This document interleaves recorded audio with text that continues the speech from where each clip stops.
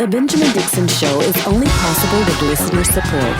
Go to www.patreon.com/The BPD Show. Today is Friday. It is March 4th, 2022.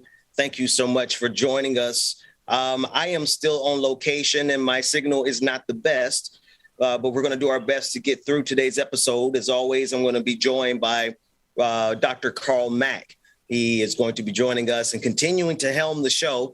I am going to yield to him as soon as he is available, but I want to thank him for holding it down so magnificently over the last few days with the brilliant conversations as it pertains to Ukraine. And today we'll be joined by Sovsun. She's a member of parliament of the Ukrainian parliament. Now, it's important that we get these conversations directly from the people there, because what's happening there is something that cannot be tolerated. And we have to figure out, how do we accomplish this? How do we stop Putin's aggression without leading to war? This requires nuance. And we're going to have that conversation today. And then, as always, we'll be picking up with On the Clock. Georgia Fort she's on location as well. There's a lot happening around the country. So while we keep our eye on the international stage, we also want to keep our eye here domestically, because, as I'm driving around Jacksonville and connecting with the people here, and again, I want to thank the people here locally on the ground who have welcomed me so wonderfully. I just can't say thank you enough for the camaraderie from the folks on the ground here in Jacksonville on the project we're working on. They're concerned about Ukraine, as we all should be. And I know a lot of times people like to get a little, indifferent and say, well, what does that have to do with Black people? Well, it has a lot to do with Black people when you consider the people on January 6th are willing to turn this country over to Vladimir Putin for the sake of being anti-woke. So as we see Vladimir's, and also, just to get out of pocket just a little, I think it's time for us to put things in perspective as it pertains to Vladimir Putin himself. He likes to consider himself to be a great man. But not every great man in history is a good man, Vladimir Putin.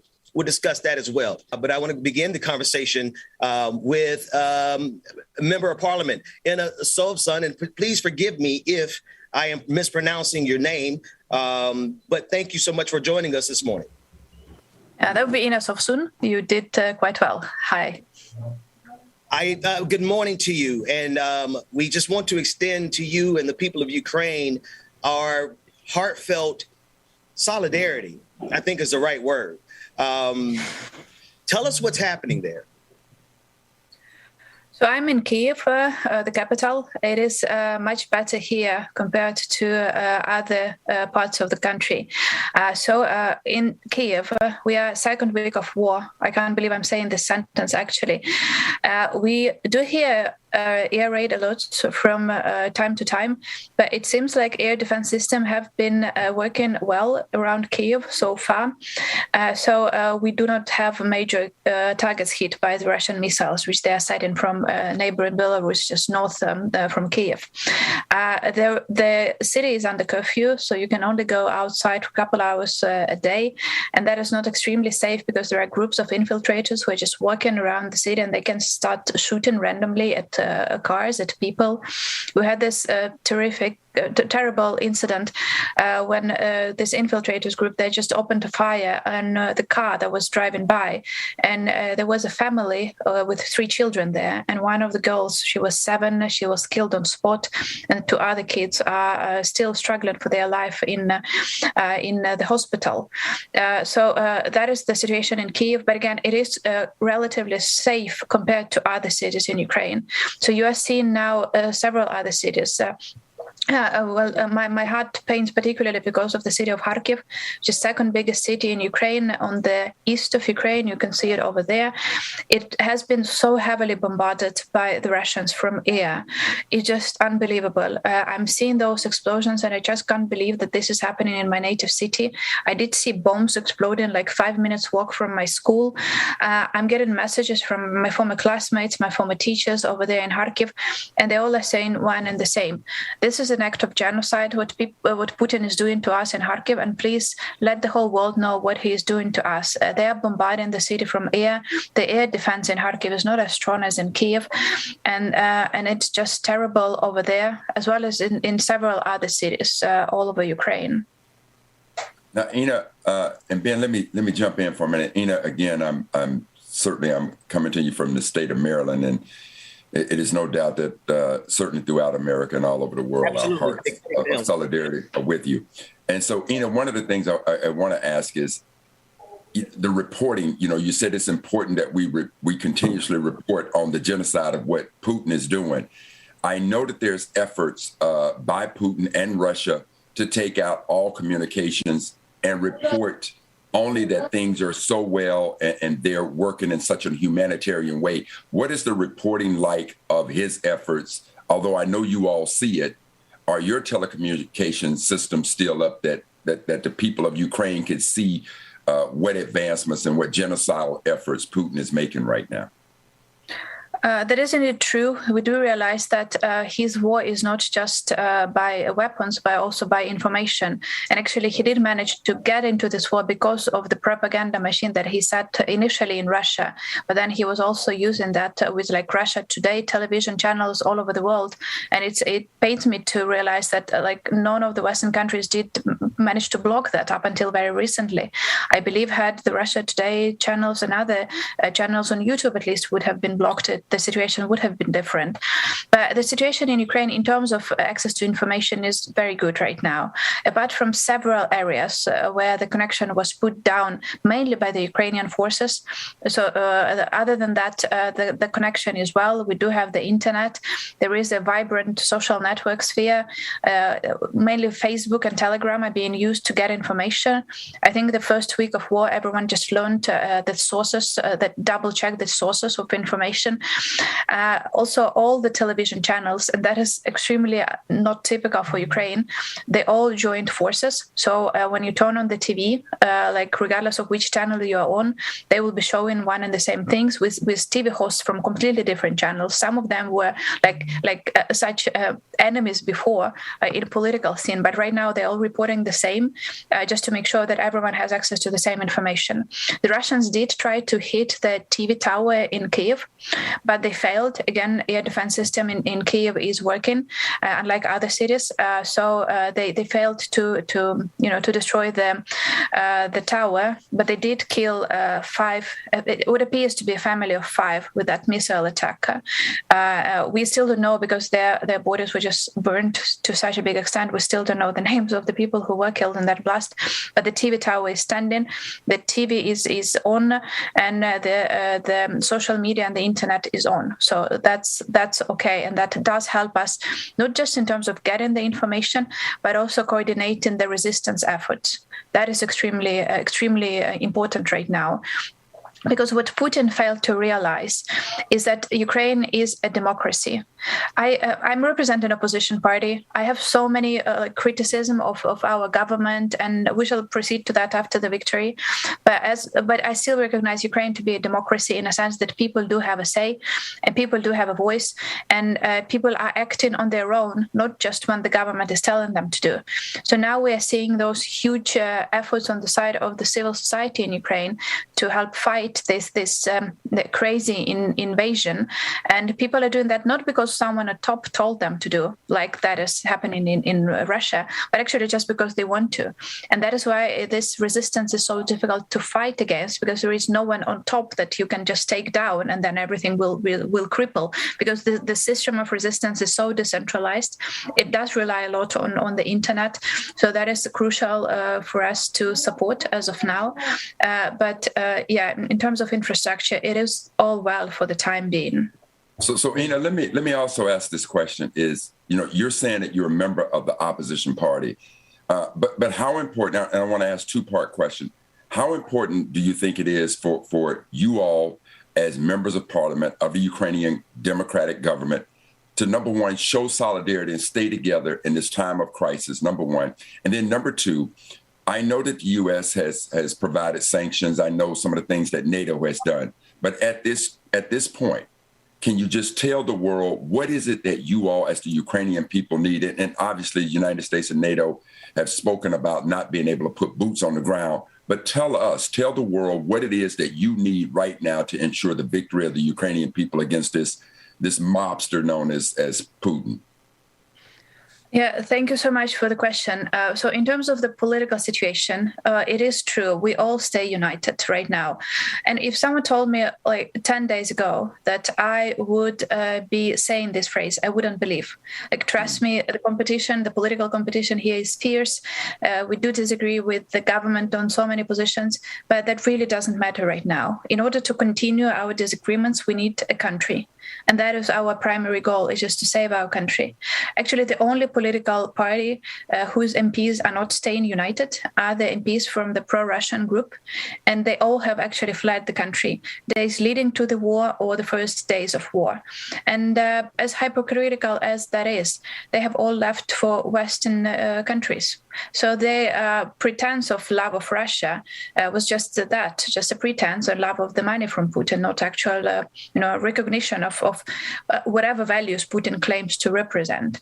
So in terms of your second question, what we are asking for from the West, you are shown those pictures right now, like this explosion in Kharkiv. This, I think, is in, I'm not sure where, this one is in Borodyanka, which is in Kyiv region. There was a missile attack yesterday in Chernihiv, which is like 100 kilometers north from Kyiv. They destroyed a whole residential building, 9 floors. The recent data is 49 people killed in one single blast. They destroyed a residential building in Zhytomyr, which is a bit to the west from Kyiv, 100 kilometers to the west. And we are still calculating the casualties. That is the city of, I believe that was the town of Irpin, which is 40 kilometers north of Kyiv, and that is being completely bombarded, particularly from air. So the number one thing, and probably a matter of survival for us, is to ensure a no-fly zone over Ukraine. We are not asking for boots on the ground. We realize that, that's not an option. But no-fly zone is something we need so badly. Just look at that. That was like that video we just saw is from Kharkiv, my native city. They are bombarding Kharkiv so much. It's unbelievable. And we just cannot protect our citizens there. So no-fly zone is the biggest thing we are asking for. It's crucial for our survival, for the survival of our kids. We are ready to fight on the ground. I believe Ukrainian army, we had this, this meme around the social media saying that, well, if this is Ukrainian army auditioning for NATO, we think we're doing a pretty good job in kicking asses. Russians who are trying to invade our country with a much bigger army, but they can't proceed on the ground. The only power they have is in air. That is the only way where they can prevail. So we are asking for a no-fly zone. We are asking for fighter jets in order to be able to destroy those bastards. Because what they're doing, it pains me to see that. There is a story that just breaking my heart. In Kharkiv, 3 days ago, twins were born in a bunker in the underground. And the next day, both the mother and the father of those twins were killed in another bombardment. This is just a story of so many other people. They have killed over 20 people, over 20 children in Ukraine, over 2,000 people, and those are mostly from air. That is why we're asking for no-fly zone, and we believe we have the right to ask for that. Because Ukraine did give up our nuclear weapon in 1994, which we had from the Soviet times, in exchange for guarantees from the West of our security. Yes. We Yes. do have guarantees. That is on writing. That was the promise that we were given by the Americans, by the Brits. And now that is not being kept because they say that that will involve you in direct conflict with Russia. Well, here is what I think about that, is that let's imagine the worst case scenario. Let's imagine Russians do destroy Ukraine and get to take control of the whole of Ukraine. Then it will mean they will get to the Polish border. And they have already said that they don't want Poland in NATO, so they will invade Poland. They have already said that they don't like the level of neutrality of Finland, so they can attack Finland anytime. I was actually speaking to Finnish MPs just today, and they realized the danger. So then the West will have to intervene. But so we are just asking to get in on that earlier rather than later to be able to save thousands of civilians' lives from that fascist that Putin is. And so, Anna, given that you know that there was a deal struck where Ukraine at one time had the third largest arsenal of nuclear weapons, and they gave them up for these guaranteed protections, why is it, and you can speak very plainly to this, why is it that you think the West, I get the conflict with Putin, but are there capitalistic reasons that you believe the West is not honoring that agreement of protecting Ukraine, that you all haven't given up your nuclear arsenal? I think there is an air raid alert. I think I heard something exploding. Sorry, I just have to double check what is happening. Yes, please make sure you're safe. Correct. Yeah. Well, I think it is further there. Oh my gosh, I really hate this. You have to go. Please go. Do what you have to do. Yes. Please do. Go do what you have to do. Okay, just I will be very quick. But see what is happening here. That is what we're living in right now, and just pretending that this is not happening is not going to help anyone. I believe the West will have to get involved. If you want to, there was this phrase after the Second World War: "Never again." Should we allow for this to happen? But this is happening, and people who were saying never again on the Victory V-Day, they are just lying if they continue to say never again, because this is happening. This is a minor Eastern European country being allowed to be taken over by a dictator, killing people just because he wants to, and pretending that it is not happening. We remember how that ended up in the Second World War with, it doesn't help pretending it's not going to touch upon you. It will touch your lives.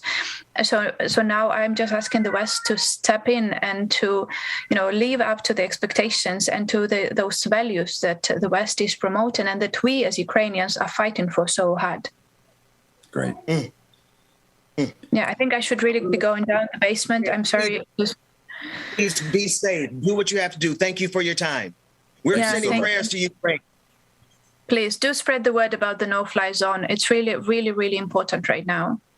Done. Thank you. Done. Please be safe. Yes.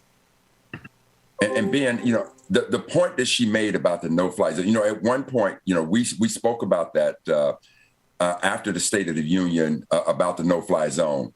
And I really didn't believe that Biden had grounds for a no-fly zone, to actually push that agenda.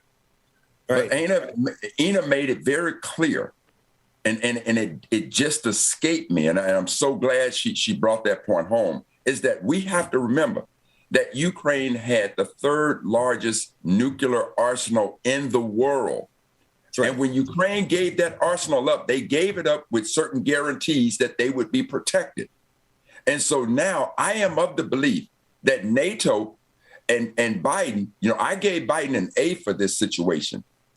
That was an A then. I'm in the new semester now. So that grade has dropped a letter. And I'm saying that because I am convinced, Ben, that the U.S. is acting in a capitalistic, selfish-ass manner and not pushing that no-fly zone.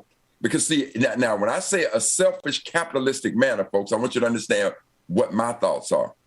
See, it's not that you don't want to go toe-to-toe with Putin. You got NATO. You got the unity of NATO. So it's not as though it's the U.S. versus Russia. No, it's Russia versus the rest of the world, the way the situation is played out right now. But the problem is there a concern about oil prices going up, because now you don't want, if you go in there, I got to believe that there are probably oil companies here who feel like it's in their best interest that we don't get involved with the no-fly zone. And they would love to do that so that oil prices continue to go up and they can continue to make an incredible amount of money. But the fact of the matter is, what the sister just said is that at the end of World War II, we said never, never again. And I understand if you want something you never had before, world, you better be willing to do something you never done before.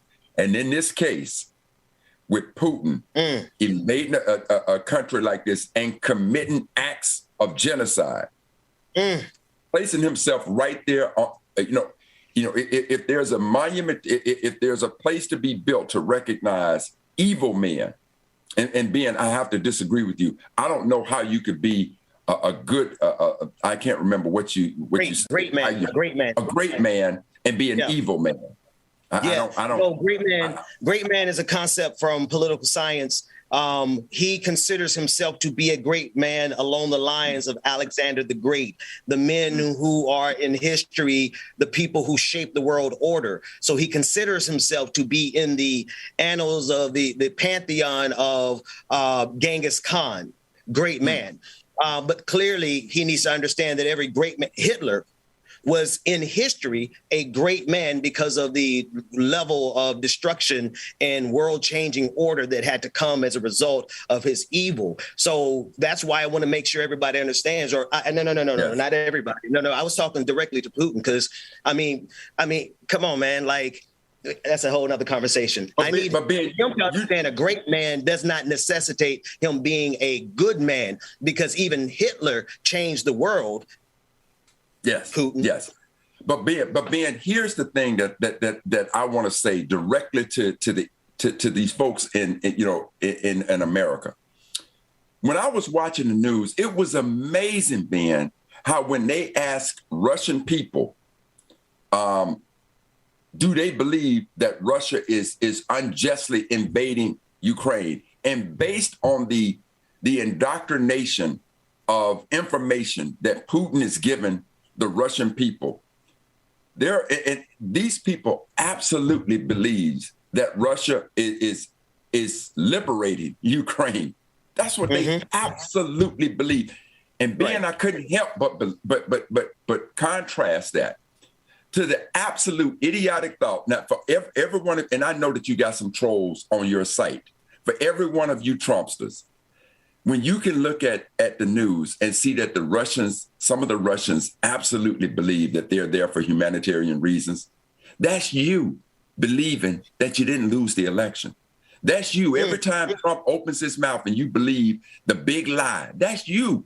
Those of you trolls that are on the site right now, that's you. All you Russian supporters who believe that January 6th was to protect democracy. One of the things that Ina said, she said, even though in their nation, they are fiercely opposing each other, in their democratic government. But at this point in time, their government has pulled together. Go ahead, brother. I was going to say, so she's letting us know, our guest, and I'm praying for her. We're sending prayers to Ukraine, right? We just got into the weeds, but I don't want to negate or forget the fact that she had to rush off the scene in order to get into a basement. That sister, right? She is a sister because she is now facing the oppression from Vladimir Putin, right? We have to be sure to everyone, I don't care who you pray to. I don't care if you pray to the flying spaghetti monster or you don't pray at all. I need us to send energy now to the people of Ukraine, because this is a monster trying to take over the world.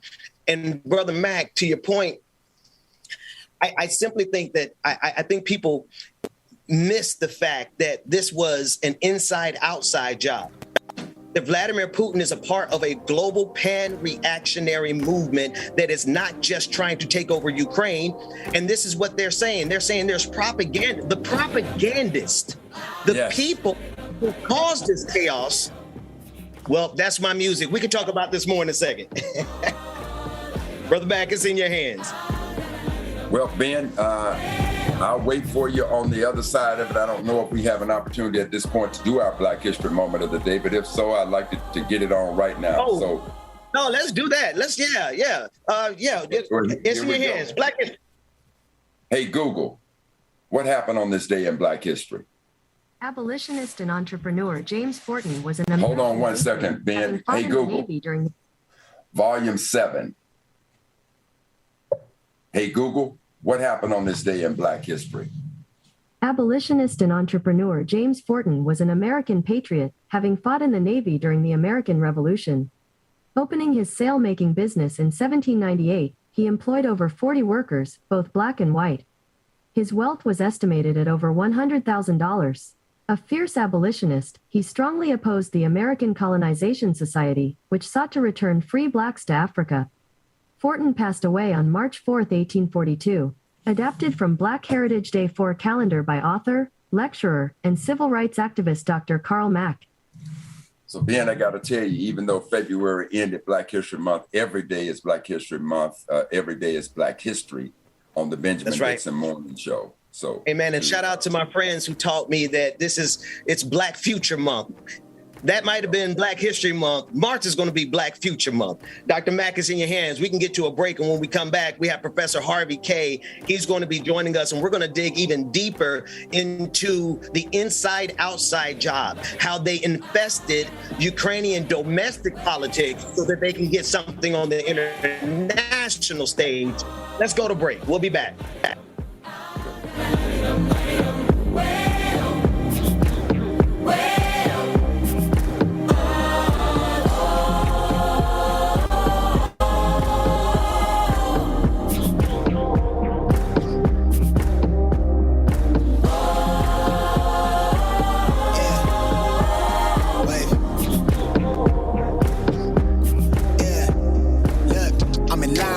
I'm in sync with the earth.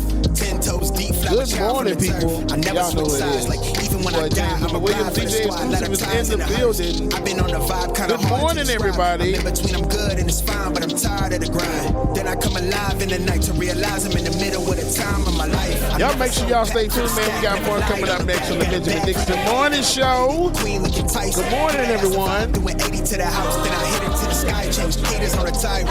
Talking to the crib in the face, be still, let that hit stuff fade. We all want the same. We all want a meal in the safe. I want to live like I'm trying to reach enlightenment. Trail spill from my lips, feel bent from the bib. Take a sip till I pass out. Try and get grit, but it don't make sense. Cause you can lose life on this fast route. Yeah, turn thoughts to a cash cow. I might flip that to the glass house. I don't need the accolades, I'm in love with the chase. I just want to eat, save a spot at the table. Beast with the slap, pin myself on the map. Long with the wind, but we knowing that it's cap. 5-hour flights, couple nights at the flat. To be real, couldn't see me making moves while I'm at. I'm still on the grind, limit time when I chat. Burning down sage, keep the demons away. When I write it, give a piece of myself to the page. I don't do it for the praise, love, that's just how I'm made. From the glass in the mirror, do it at me, old man, trying to pass in the fear. You're the first one to talk, but the last one to hear. Eyes blurry, but I Good morning, everybody. Good morning. Y'all stay tuned, man. Uncle Eric, good morning to you. Settle in, I'll be here for the long run. I'm a slave for the cash, got snakes Laura, in the grass, good morning. no brakes on the ad, but it's all Listen, Lonza, Sonny, right? Good morning, everybody. Heard enough, give me space before I murder y'all. 10 bad here, I'ma curve them all. 12 missed calls, and I still made a curtain call.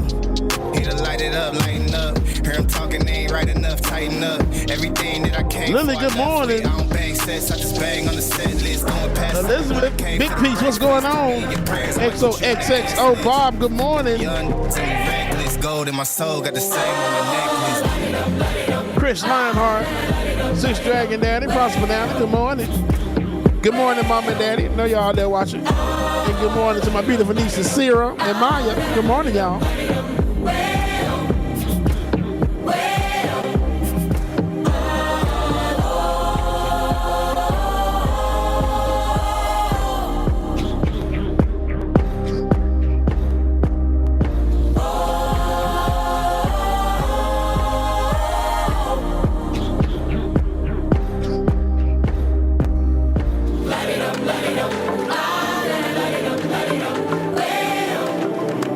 Snack Panther, good morning. Tiger, what's going on, Tiger? Right, Tiger, second guest that we've ever had on our show that has to jump off the Zoom because of airstrikes. That's a lot, man.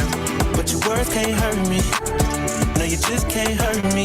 No, I ain't been right more than I've been wrong, and it still can't hurt me. Queen Abby, good morning. Boondocks Dragon, good morning. Roller Dragon, what's going on? 1ATL Country World, good morning. No, you just can't. Lily, if I missed you, good morning. No, you just can't. Boom. No. Good morning, y'all.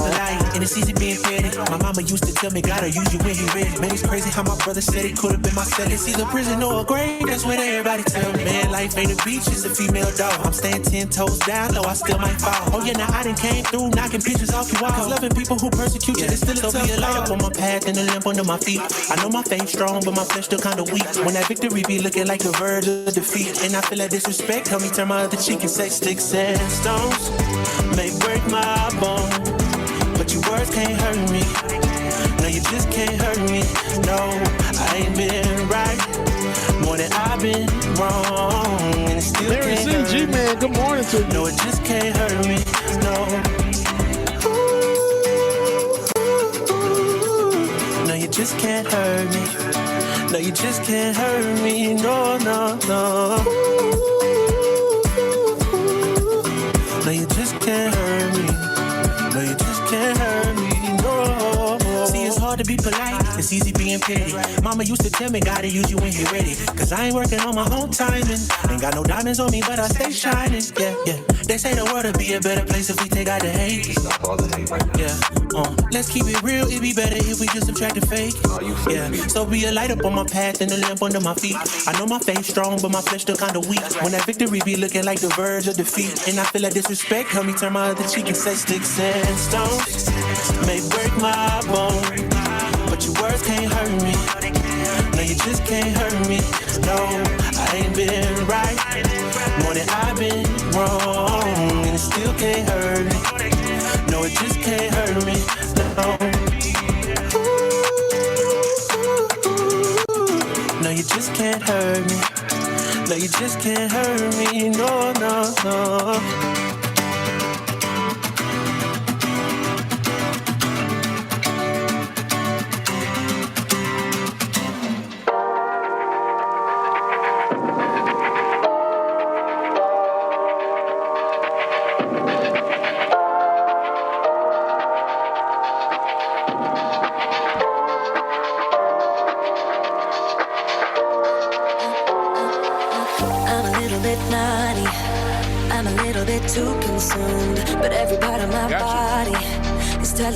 All right, y'all. Make sure that you stay tuned. We got more coming up next year on the Benjamin Dixon Morning Show. Even though Georgia Ford is not here, we are still on the clock. Good morning, everybody.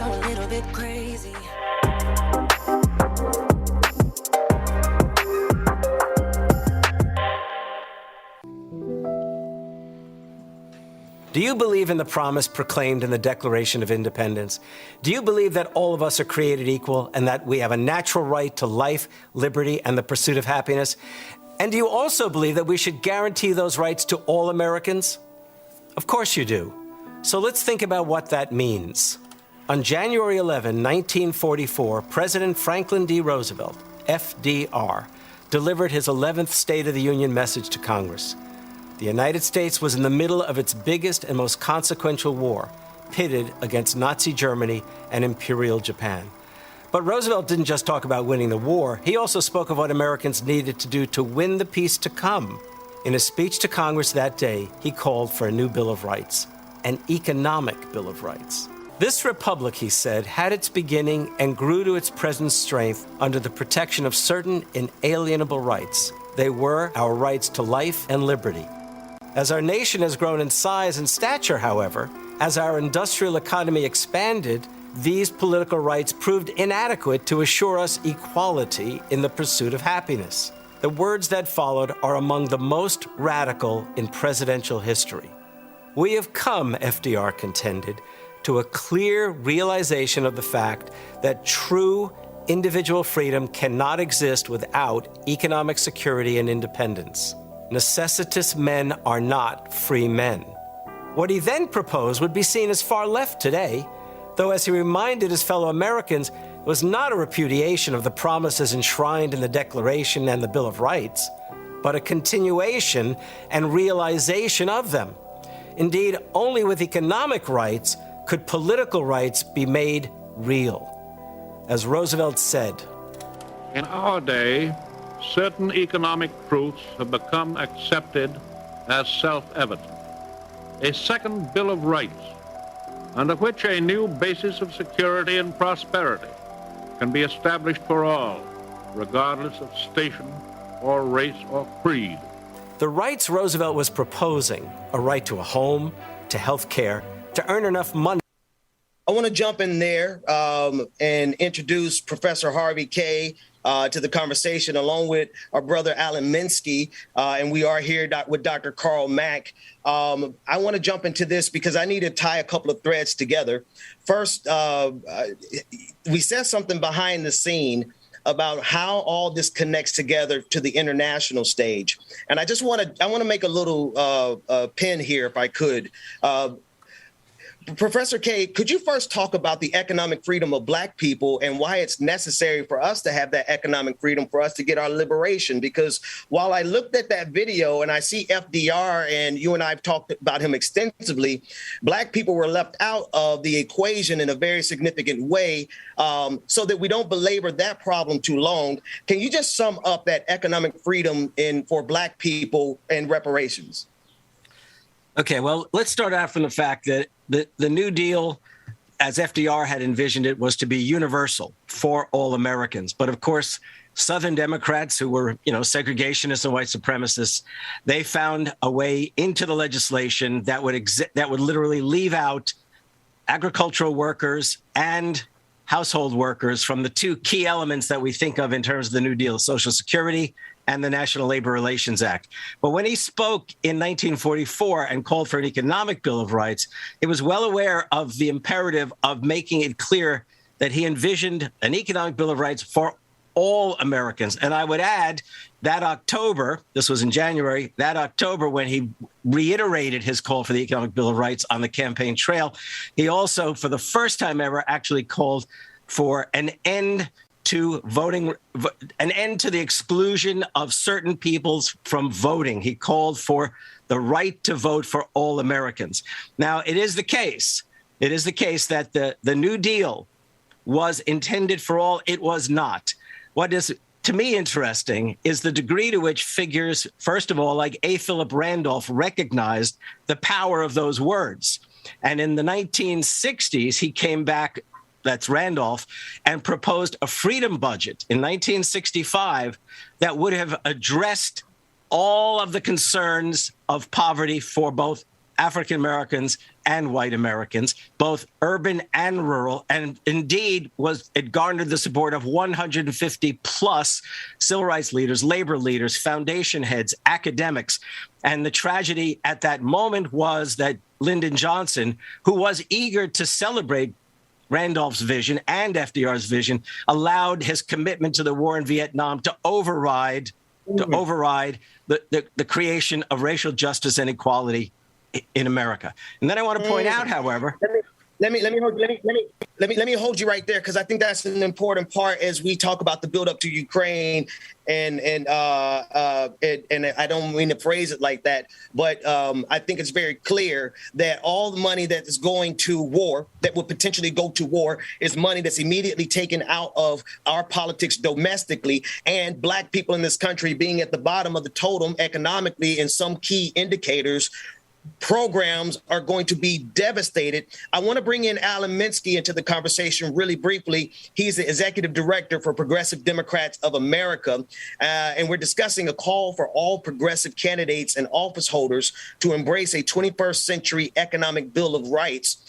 I want to talk about that left flank of the economic conversation and the intersection of race and class. Can you talk about that in context of your article and everything you're working on? Oh, yeah, absolutely. First of all, I want to absolutely concur with you about military expenditures and our proposal. If you do look at most other technological industrialized societies in the world, they basically have fulfilled the tenets of this economic Bill of Rights that the United States of America has failed to do so. One thing conspicuously absent from all those other countries, from East Asia, Europe, wherever in the world you have prosperous technological industrial societies, they don't have massive military budgets like the United States. Now, as per the question of the Economic Bill of Rights, the Rooseveltian legacy, and structural racism and economic racism in the United States, the work that we built off of Professor Kay and I in actually deciding upon which 8 measures we would include, we built off of largely 2 previous works on a 21st century economic Bill of Rights. The very basic template that Senator Bernie Sanders put forward as he put forward 6 Bill of Rights, and the work of Professor William Darity, Derek Hamilton, and Mark Paul in their article from 2018, where they proposed 9. And from Bernie's template of 6, we actually sort of have more phrases in ours, so we probably really have about 10 or 11 in there.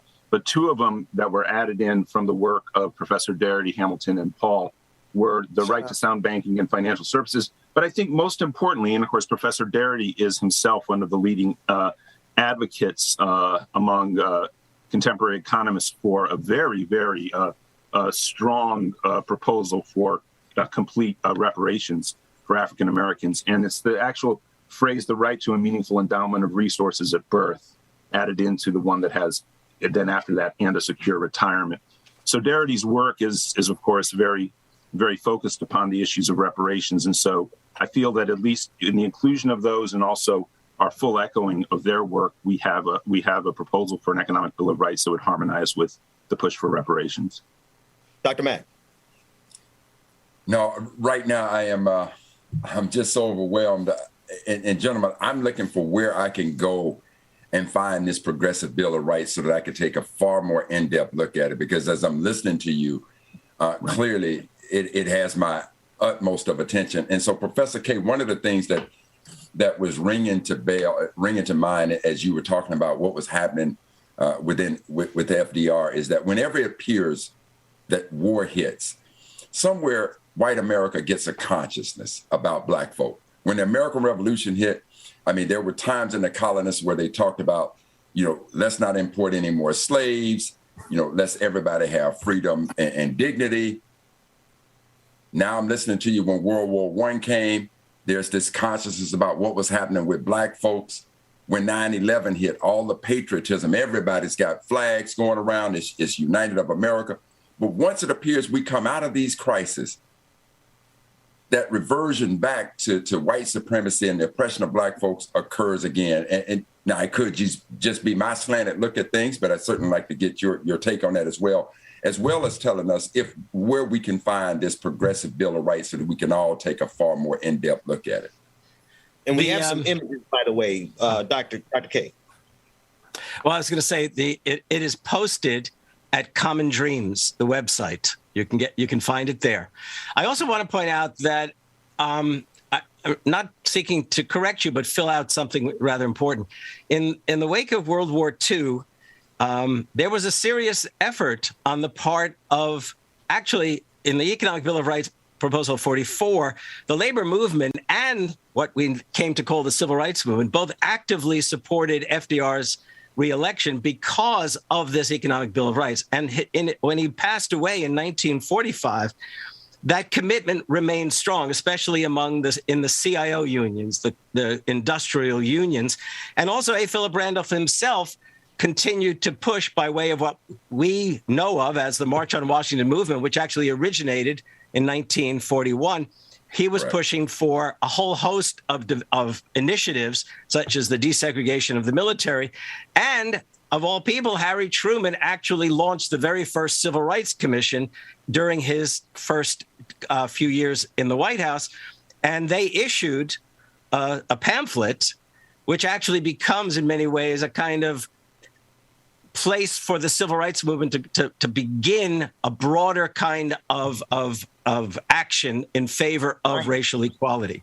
Yeah. Now, if I could sorry, I didn't mean to go on too long, but I do want to point out as well that I left out a very key thing about this Economic Bill of Rights. And the reason I harp on this is that we really need to understand that this has been fundamental to the progressive tradition ever since the 1930s. And when I say progressive tradition, I mean in all its diversity.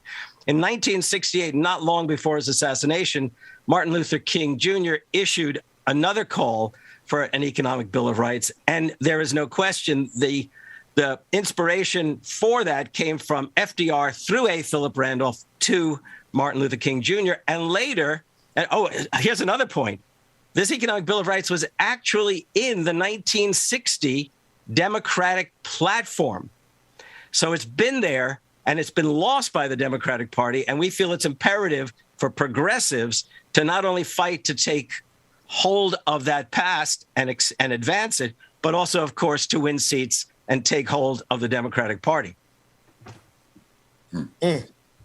I want to refine this now and turn our attention to Ukraine, because we have to keep our eye on the urgency of the moment. Democracy itself is under attack. Help us to understand the inside-outside game from an economic perspective, because a lot of the Russian soldiers are shocked when they get into Ukraine and they realize, wait a minute, these people are not oppressed, but they're going there as workers themselves to fight against other people. Professor K, would you tie that knot together? Well, that's a tough knot to tie in some ways, but let me put it this way. We, for the past 45 years, and we know any number of decades before, but especially during this past 45 years, the democratic achievements of the 1960s for workers' rights, for African-American equality, for women's rights, came under siege starting in the 1970s. So what we've witnessed is 45 years of anti-democratic initiatives. In other words, a class war from above, which is, by the way, a class war from above against working people, again, in all their diversity. What we need to think about now is, can this Economic Bill of Rights provide a platform and a basis for progressive politics, and also for the creation of a kind of, if you like, a united front of progressive forces, especially in the face of the crisis of democracy we currently face. And I think that when you think about, we know that the Russians have been lied to. There's no question. We know that we don't even know the full story regularly. But it is the case that what we need to appreciate is that the struggle for democracy, true democracy, is not only at stake in Eastern Europe, very much at stake, and those people are suffering and enduring punishing attacks. But it's also the case that the struggle for democracy is underway here, and progressives need to step forward with a vision rooted in American history that offers a really promising future. I think I thank you, Professor K. I think I like to, Brother Mac, I like to think of Professor K as my Doc Brown, and I'm Marty something Blackfly, I don't know, but we always go back and forth on these issues. I want to bring Brother Minsky back into the conversation, because I think I got it. I listened to Professor K long enough. Help me to walk this through. I think if you have my signal, let me know. If not, I think what we're seeing, Brother Minsky, is the model that will be used here in the United States. Because if you think of Ukraine, we just did that interview, and our sister, the member of parliament who had to run into the basement, she looks like she is prosperous in her pre-invasion state. It looks like Ukraine was doing good before Putin got in there. I wonder what they're going to say when they get to Flint, Michigan, when they get to the burned out cities of the Rust Belt, when they get into some of these impoverished cities in the South, and then Putin and Xi Jinping decide to say, listen, there's a real crisis in America. What happens when they get a case study of what it is to be oppressed inside of a system in need of liberation? Wow. By the way, I'm a huge fan of the show, and the absolute depth and complexity of the issues you're raising, again, are just proof and point. While I always love the Ben Dixon show, it's a phenomenal show, and I'm honored to be on it. But boy, man, there's a lot there to unpack. I definitely view, and by the way, PDA is a multi-issue organization, so of course I've been fully engaged in doing bunches of interviews and conversations with people on the Ukraine. And I mean, we're actually co-sponsoring an event on Sunday with Daniel Ellsberg and Bill Fletcher, member of the German Parliament, about this, an international event. But okay, we obviously have a struggle in the third decade and the last decade, by the middle of the decade, of the 21st century internationally between the rise of these autocracies and the crisis of American democracy. And Donald Trump, whatever we make of his connections to Putin, I think he was building off a template that sort of Putin perfected of like establishing autocracy in the 21st century. You win an election and then you set about dismantling the democratic infrastructures of the society where you won the election to consolidate the personal gains of your power and to set up an autocracy. Of course, across the world, we have the Philippines, we have Brazil, we have India, we have Hungary. And then, of course, we have the fascist movements across Europe that are competing for democratic victories there. And this all fits in with the inability of neoliberal capitalism to in any way address this intense class structure that's emerged and consolidated. And of course, as for the long history of American structural racism, again, the prospects of economic gain in community after community after community are completely stalled. And yes, that makes many communities across the country, and you see this with the appeal of a kind of anti-democratic, proto-fascist politics in working class white communities across America. And then we also hear rumors, of course, and the statistics are and they're beyond anecdotal, but the idea that, Trump made gains among Black male voters and Black Latino voters, and is that some of the pull again? That neoliberalism offers no way out, that, so kind of a doubling down on authoritarian nationalism does. That's a false promise, absolutely. And what we want to do, and the reason we've brought this forward now, is from our perspective, the big talking point for myself in interviews is that coming out of the 2016 election and through to the present, we now have three very pronounced, broad political movements inside a two-party system. We have the Trumpian racist reactionaries on the right. We have the neoliberal center running from the Romney wing of the Democratic Party through the Clinton wing of the Democratic Party. And we have the progressives. And that the only of those three groups that promises to actually uplift the population in the ways that people want to see transformations in our economic system are the progressives. The other two groups will make claims to it. We know from the middle group, now 40 years of history, that there are no change in terms of the economic class structures in the United States. We're stagnated inside this incredible wealth inequality, lower social mobility. And then on the right, of course, it's a completely false bill of goods, right? You basically have it even going further than the moderates in terms of tax breaks for the wealthy, some adjustments around trade, nothing else whatsoever, and it offers no promise. Whereas the progressives actually offer a promise in terms of what? Not in utopian fantasy, but basically adopting the policies outlined by Roosevelt, outlined by Philip Randolph, Martin Luther King Jr., and then also are in practice in basically all the other industrialized technological societies in the country where you don't have go ahead. Sorry, long answer to that. And I because you were listing the names, and I don't want to miss the rest of the names. These are policies that I'm going to read off here. These are policies that are supported by Pastor William Barber. It's supported by Professor Cornel West. These are policies that are supported by Sister Nina Turner, who was on the show not too long ago. Corey Bush out of St. Louis, Chevron Jones down in Florida. Like there's a Black political delegation who are in line with these. And I might, correctional Chevron Jones, I know he supports these, but I don't know if he's directly connected to this. I don't want to make that assertion. But I want to read these off with the 1 minute we have left. These are the Bill of Rights. This would address the issues that we see in the blight in the Black community. It's hard landing this plane sometimes, but I need people to be able to see that what we're fighting for on the international level is the same thing we're fighting for on the domestic level, is the same thing we're fighting for on the local levels in our local communities, and that's the liberation of all people. Professor K, if you would read to us out of the Common Dreams, you have the 8 points right there. The right to a useful job that pays a living wage. Would you just read those for us as we get ready to go to break? Sure. The right to a useful job that pays a living wage and to a voice in the workplace through a union and collective bargaining. 2, the right to comprehensive quality health care. 3, the right to a complete cost-free public education and access to broadband internet. 4, the right to decent, safe, affordable housing. 5, the right to a clean environment and a secure planet. 6, the right to a meaningful endowment of resources at birth and a secure retirement. 7, the right to sound banking and financial services.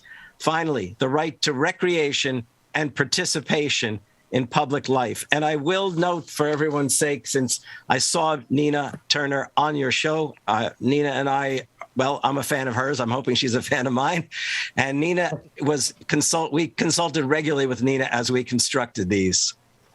Oh, wow. That is good to hear. Gentlemen, thank you so much for your time. We'll have to get you back and we'll discuss these nuances a little bit more. Fantastic. Thank you. Thank you so much. We'll be back with more of the Benjamin Dixon Morning Show after this. You're a little bit crazy. It's been days, but you never change. What's love got to do with it? He comes around, but all right, everybody, make sure that you stay tuned. More coming up next on the Benjamin Dixon Morning Show. Like it or not, is coming up next. Y'all want to stay tuned for this? Good morning, y'all. So all my ladies who got a brother that doesn't treat them right, put your finger right in his face and tell that man bye-bye. I'm too fly. I'm too fly. Bye-bye, bye-bye, bye-bye. You're a little bit selfish. You get mad every time you lose. You can't take me with you. I'm scared you're gonna blow your fuse. Come a little bit closer.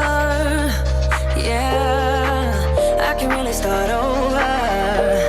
Yeah, in the back of my mind, there's someone waiting on me. You're just wasting my time because you're scared and lonely. Finally got some closure. Yeah, I can finally start over. Yeah. So all my ladies who got a brother that doesn't treat them right, put your finger right in his face and tell that man bye-bye. I'm too fly. Shout out to our new Twitch subscribers, y'all. Barbara G, good morning. Iris Jones, good morning to you. Here's to the memories. New Twitch subscribers. We have Sunshine Drea, who resubscribed.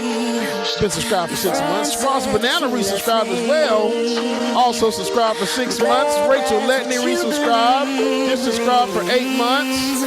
And also the Chicken Fried Dragon gifted a subscription to Pixie Phoenix. What's going on, Chicken Fried Dragon? And also Felicity 91 cheered 7 bits. Shout out Felicity 91. And also shout out Dolores M, who joined the Lion Patreon, man. Patreon.com/the BPD show. Y'all make sure y'all join, man. Like, share, subscribe, and all that good stuff. Wherever you stream from, Twitter, Twitch, YouTube, Facebook. Wherever you join the fun, man. And y'all make sure y'all stay tuned. We got more coming up.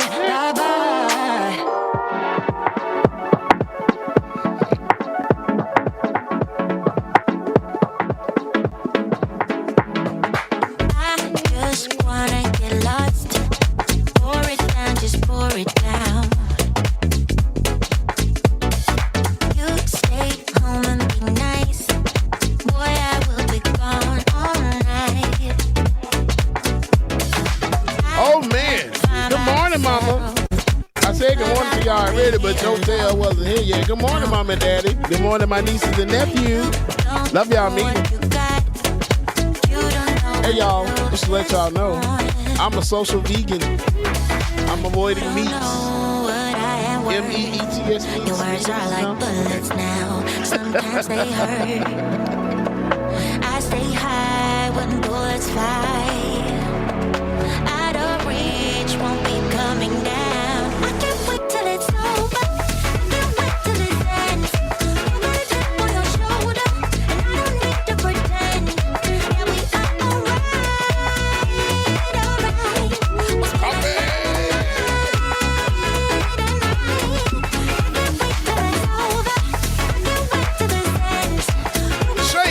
To you. Hey man, my wife told me to take the spot out instead of killing it. So I did. We went out, we had a few drinks, pretty cool guy. Said he works as a web developer.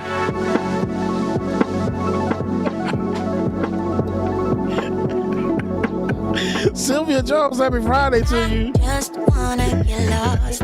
It's the Right, Shay. Oh, man. I sat 3 hours in the movie theater last night, yesterday afternoon, should I say, and I saw Batman. Batman is off the chain. Go see Batman. Go see Batman. Go see Batman. I can't say it that time. Go see Batman.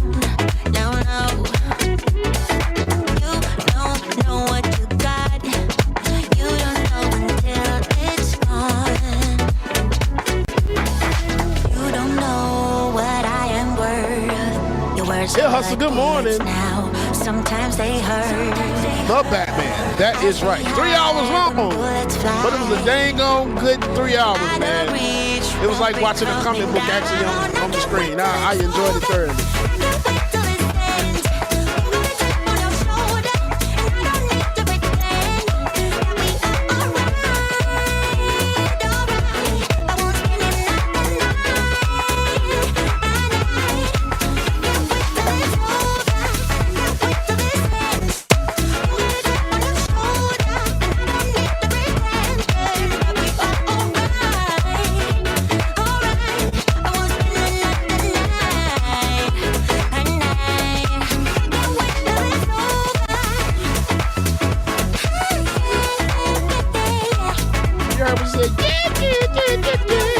Come on, girl, you better say that.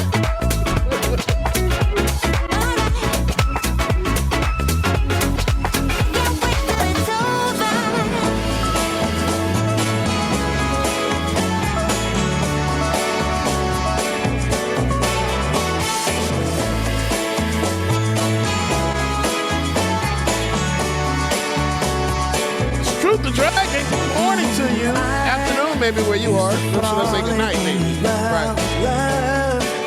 But I'm breaking my habit because you turn me on to my heart's desire.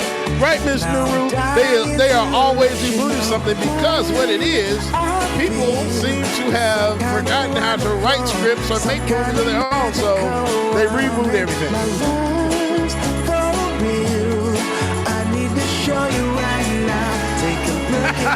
Good morning, Juanita. Robert Pattinson did pretty damn good as Batman. I will admit it. Robert Pattinson did pretty damn good as Batman. I was impressed. I said it. I said it.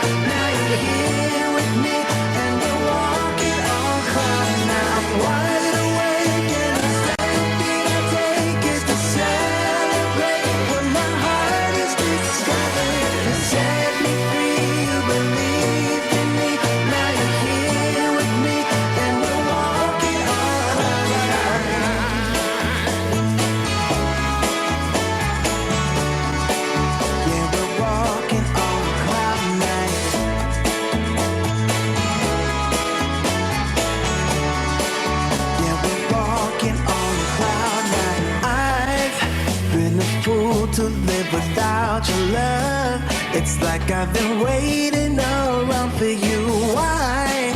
Right, John. Me too. It was surprisingly good. Maybe you were waiting around for me too. So XOXXO Bob. This is some kind of magical. This is the Walking on Cloud 9. I'm sorry, I got tongue-tied. Walking on Cloud 9 by Zetterberg. Good morning, B. Left his best good morning.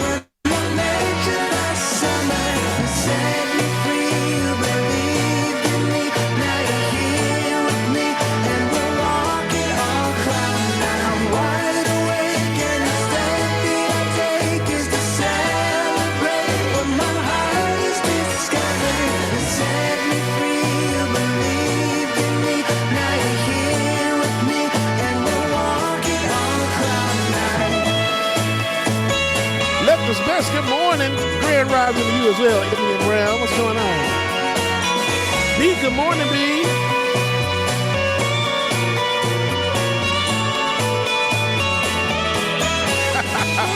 Dwayne, I got you.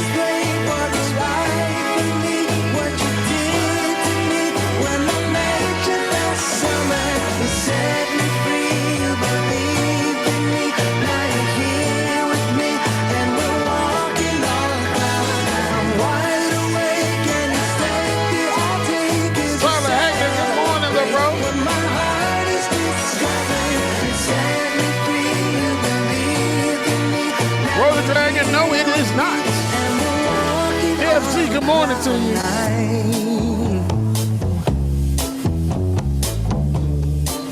Oh, we're walking on Right, say they got the sound. Y'all remember the sound from Motown? Oh man, new music. If you're looking for something good to listen to over the weekend and want to have a vibe and just reminisce on Outkast and Old Dungeon Family, Earth Gang. Make sure that y'all check out Earth Gang. When I tell y'all, my God, today, Dwayne, you knew about it, Dwayne? Bro, I blame you, man, because here it is. I didn't got sucked in the black hole. I didn't went and download a list of everything they got. No, not until like the past week.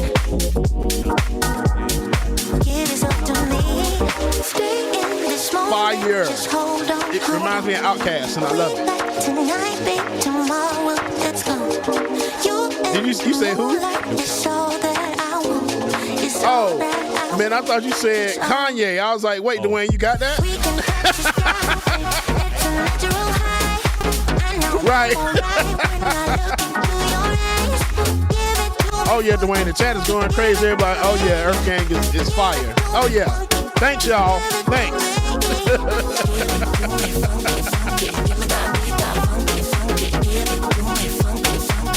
Yeah, man, definitely make sure that y'all check out that album, man. It is dope as hell. Definitely gonna be listening to it for a while.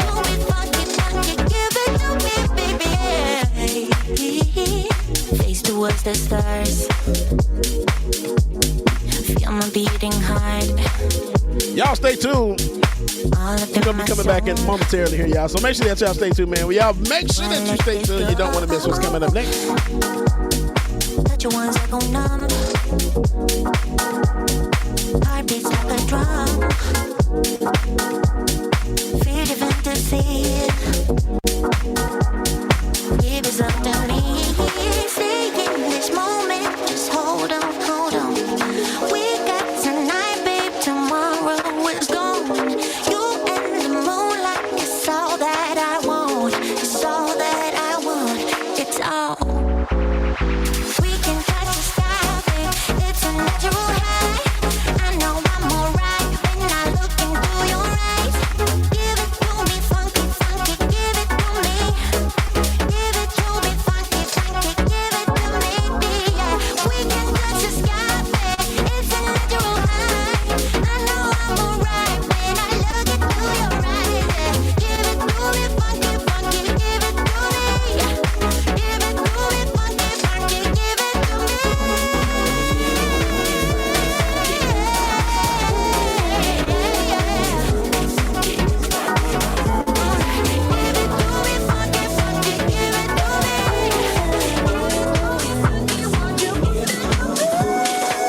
me. You don't mean nothing to me. E-boys like you every dinner. I don't believe what you preach. You're just a rookie beginner. Hang out with boys on the street. Like that will make you a winner. I don't believe what I see. Why you wearing gold? Let's get it. You're nothing more than silverware. All right, y'all. Thinking you're so bold. All right, cool. Y'all, welcome back to the screen, my brother from another mother, Mr. Benjamin B. Dixon.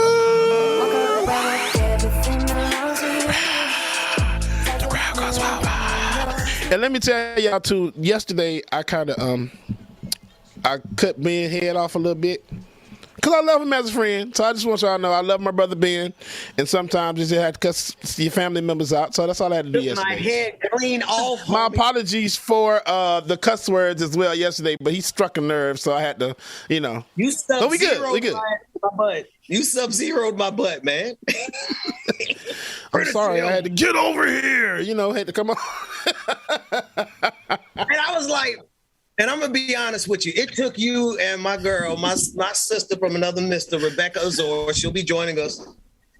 I looked at the clock. It took y'all an hour and a half to coach me to what was wrong with me. And that was the fact that I got a lot going on and I need an assistant. And I was tripping on y'all a little bit. So my apologies as well, brethren. Mm-hmm. Anytime. We love you. All love.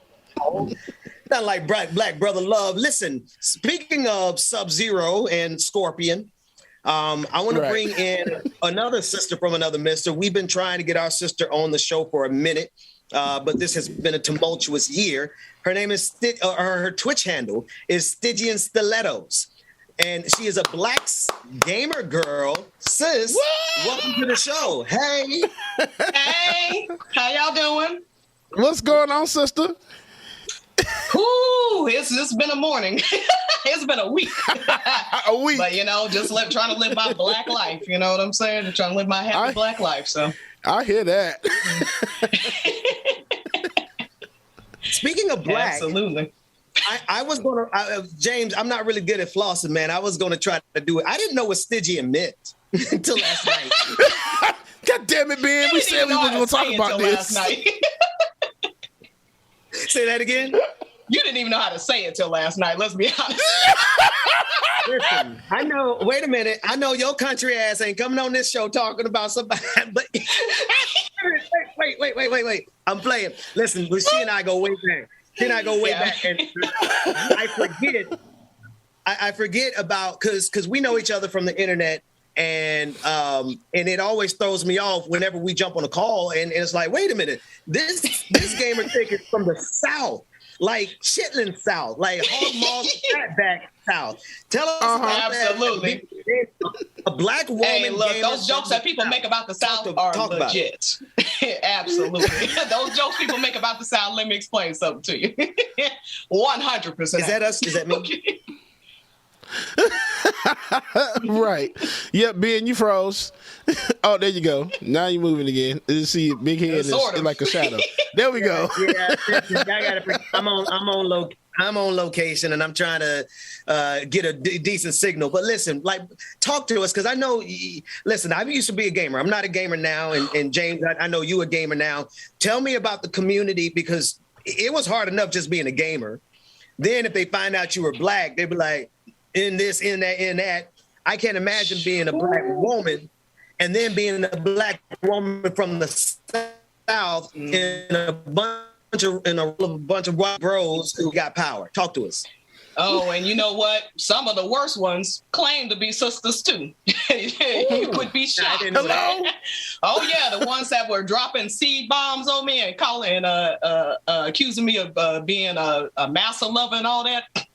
Sisters. Okay, so trust and believe. White supremacy is so permeating. And I do want to say it's one of the most diverse communities I've ever been in. Mm-hmm. I'm actually shocked when I joined Twitter, because we are old school gamers. I'm used to N-words flying and all that when you go into a chat room. But actually, there's a lot of sisters that are gamers and that are Final Fantasy VII gamers in particular. That's where a lot of my content is. Women from all across the a ton of women. So it's a very diverse community, and I love my community very much. But there still are vestiges of racism, and yeah, eventually, especially see, racists don't like being checked. So the moment I spit some facts at them, even over a video game, the racists always come out eventually. I'm a C word. Because I don't know what I can say, so I'm just censoring myself. I'm a C word. I'm a B word. I'm a, bed wench, anything else you could come up with. It all just boils down to, I can't out talk this sister, so I got to say something crazy. You know what I mean? Always. And, they're always going to try to talk reckless when they don't know. They always think that you're not competent enough, that you're dumb, and just all kind of stuff that they want to throw out there and think that you're not doing what you're supposed to be doing. Like, no, I do this. Not knowing that I'm a senior software developer, and baby, you can't out talk me, okay? I know I got this country accent, but don't let it fool you, okay? Drop the credentials. Drop the credentials. That's what I'm talking about. What I'm telling you. I've been Black in the game too long for you to out-talk me. You understand? Right. Now, Stygian, on your channel, what are you? I know that you've been playing a lot of Final Fantasy VII. So where are you at? Tell us a little bit about your channel and what you've been doing on there so far. Sure. So my main focus has been Final Fantasy VII. It's a game that was released in 1997, but recently has had a remake.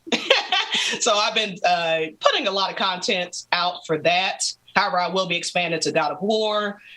There are some new games coming out like Chrono Cross, Strangers of Paradise, different games like that will be coming out eventually. So I will be making more content. I'm actually also starting a gardening series that's also around Final Fantasy VII. Nice.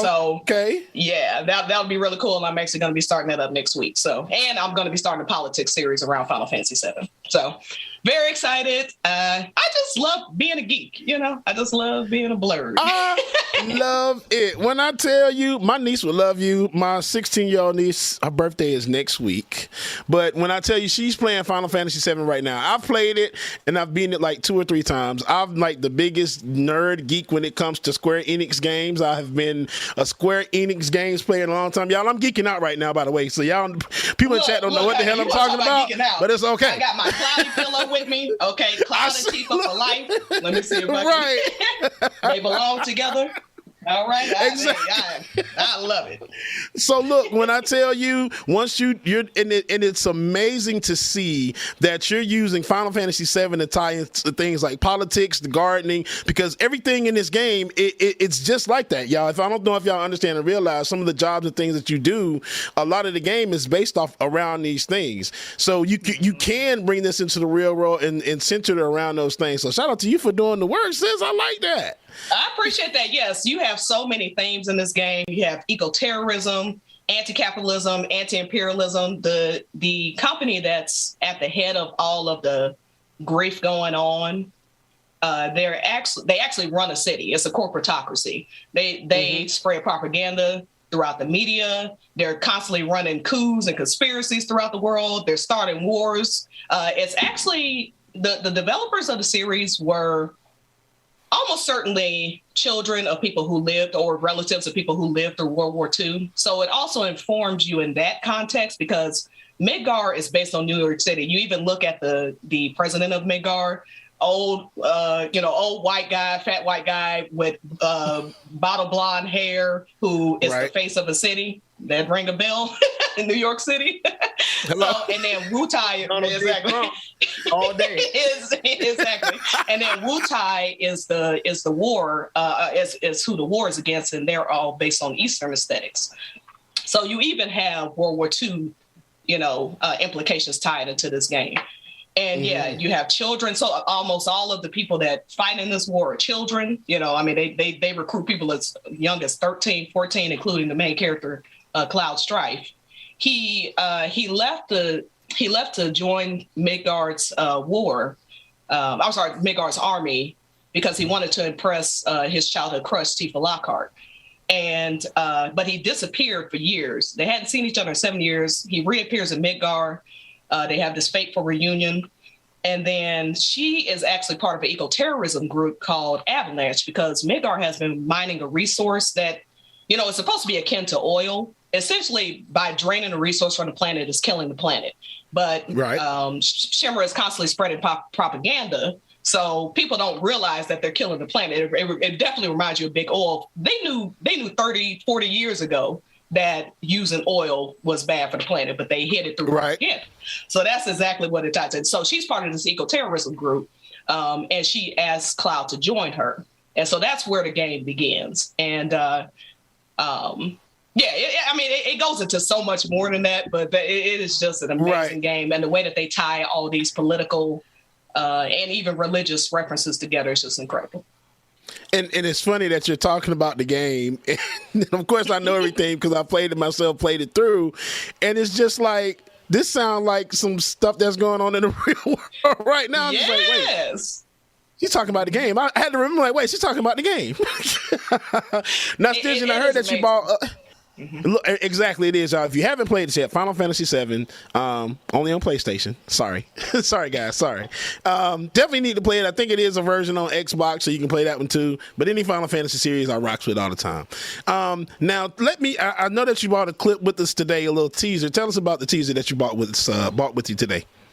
Oh, yeah. So it's essentially what I sort of went over just now. It's just giving you a little taste of the politics that goes on in Final Fantasy VII. So I threw together a little 1.5-minute teaser, and I hope you all enjoy it. Yep, let's take a Midgard is look. the corrupt capital city at the heart of the story of Final Fantasy VII. It is split into 8 sectors, and there is a top side and bottom side, separated by massive metal plates. The topsiders live comfortable lives, while the people at the bottom live impoverished lives in what is called the slums. Midgard is a corporatocracy run by the Shinra Company, who came into prominence for manufacturing weapons. They control everything from the government to the media, constantly spreading propaganda to further their influence and solidify their stranglehold on the planet's resources. Lately, they have been mining a resource called Mako, which is the lifeblood of the planet. They use it as an energy source, much like oil, but using the resource is killing the planet. The story starts off with what FF7 fans call the Golden Trio, who have all been personally affected by the destruction and chaos wrought throughout the globe by Shinra. Cloud Strife is our protagonist, a swordsman. He used to work for Shinra, but disappeared years ago without a trace. At the beginning of the game, he reappears in Midgard and has a fateful reunion with his childhood crush he grew up with in Nibelheim, Tifa Lockhart. She herself is now a master martial artist, business owner, and has been in a fight to save the planet alongside our third member of the Golden Trio. Barrett Wallace leads a faction of a larger organization called Avalanche, which has vowed to destroy Shinra in order to protect the planet and keep them from using Mako energy. They meet 6 other team members along the way, and together they help save humanity from destruction. That's dope as hell. Y'all don't understand how big of a geek I feel right now. See, like, I got some video game stuff. I'm so happy. I'm sorry. But I digress. Welcome to the screen, Benjamin Dixon and Rebecca, y'all. Hi, good morning. Hi, Rebecca. I'm such a fan. Thank you so much. Thank you so much.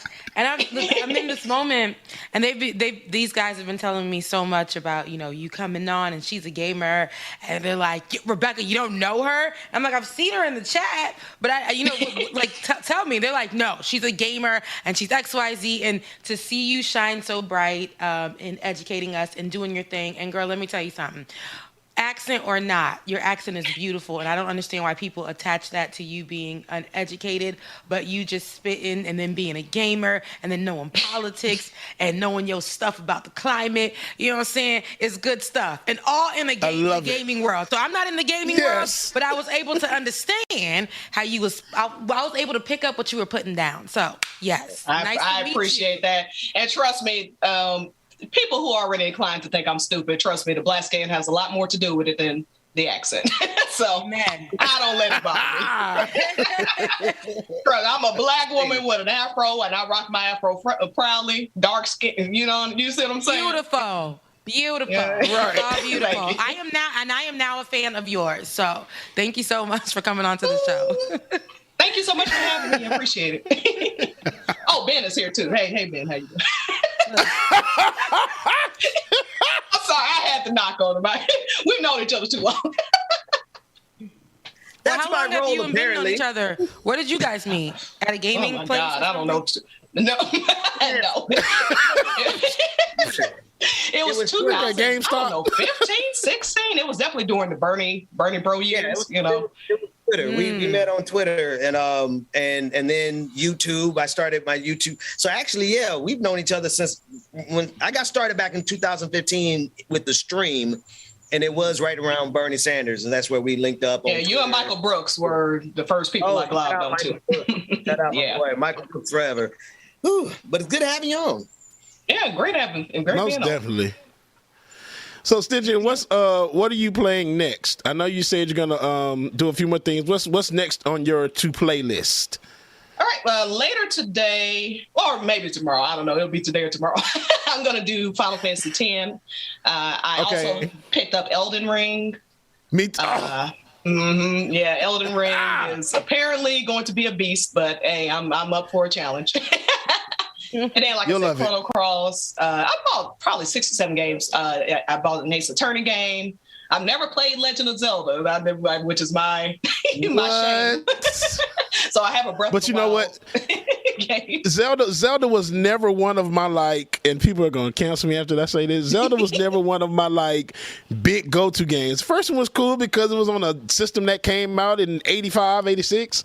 So I'm like, cool, it's fun. It was all right. But now I'm just like, oh, it's Zelda. It's cool. I know the Triforce and everything else, but yeah. I feel like sometimes when you miss the train, you just miss it. It's like me with Star Wars. Like I was never, like my brother wasn't into it, so I wasn't into it. And I got everything that, initially from him. So right. He basically made me into his mini-me. He had me playing chess at like 4. I mean, just the nerdiest stuff you can think of. That's my niece. When I tell you I went on and made her my little protege, I'm like, oh yeah, Marvel movies, DC movies, video games. Like I said, she's playing Final Fantasy right now, and I'm sure after I finish Elden Ring, she's going to take my copy of Elden Ring too. Oh, absolutely. And by the way, speaking of Batman, since you mentioned comics, Robert Pattinson actually was talking about Final Fantasy this week. I don't know if you saw it. His take. It's clear he has not played the game in 20 years, and that's fine. But I have to say the take personally aggravated a lot of Final Fantasy VII fans. Yes, indeed. Don't knock him. He's doing his thing. He's been too busy being a millionaire to play the game. Just saying, if you want the actual take, come to a real fan. That's all I'm saying. Hey, why she dropping shade on the show, man? Sorry. You can put that out. But feel free to I'm just saying. Right. I love it.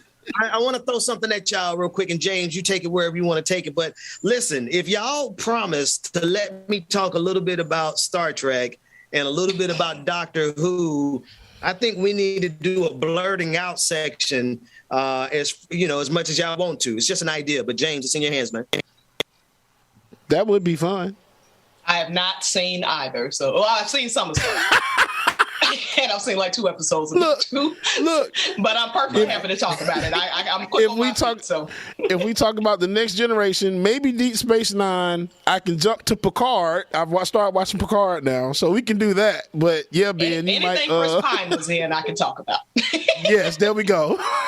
Because he was definitely my crush for a while. Okay, I'm back.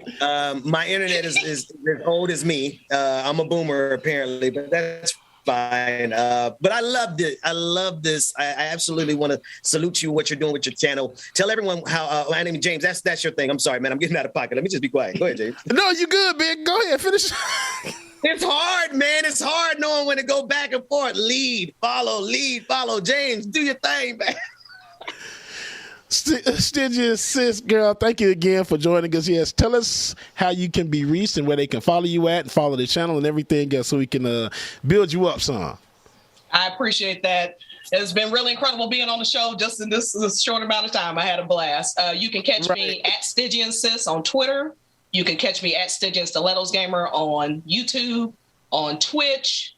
I do have a TikTok. It's either Stygian Sis or Stygian Stilettos Gamer. Trust me, you'll see me if you find me. But that's how you can catch me. I also will I'm revamping my website, so I'll be putting that up again soon. But yeah, mostly just check me out on Twitter. Yes, indeed. We got you. Again, thank you for joining us. Keep doing the work. Look, and make sure that you notify us and let us know when you're streaming so we can make sure that our tail is there, okay? All right. Thanks. All right. Thank you, sister.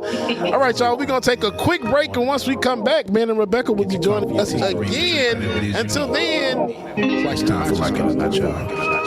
9 a.m. to 10:30, yeah. Like it or not is on your channel, yeah. Politics and culture, we change skin like we're supposed to, yeah. Interviews and all the news, we get to choose what gets the views. Like it or not, with Queen Azor, it's starting now, so stick around. Like it or not, it's going down. Like it or not, y'all still. Yeah, you can just lead us on. Look, I guess everybody else got disconnected. It's coming through.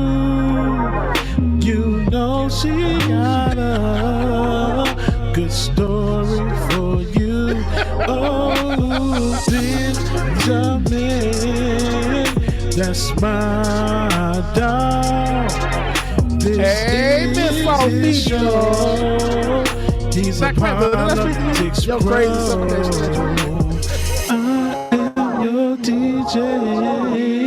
XO, I know. He's on location, so that's why we can't see him. All that good.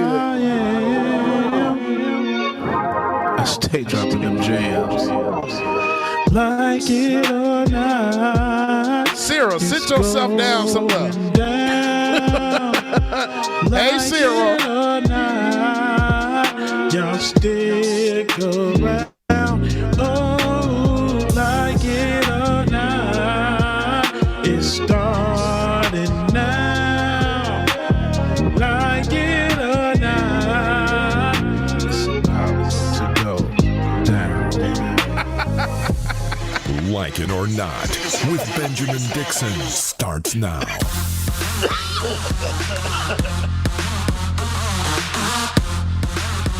Of course you did. That's okay.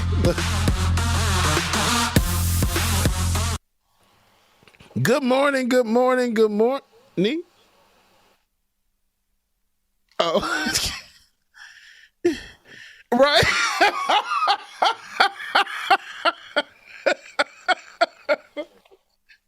Rebecca. Good morning and welcome to Like It or Not. We refuse to tell the truth and not care who doesn't like it.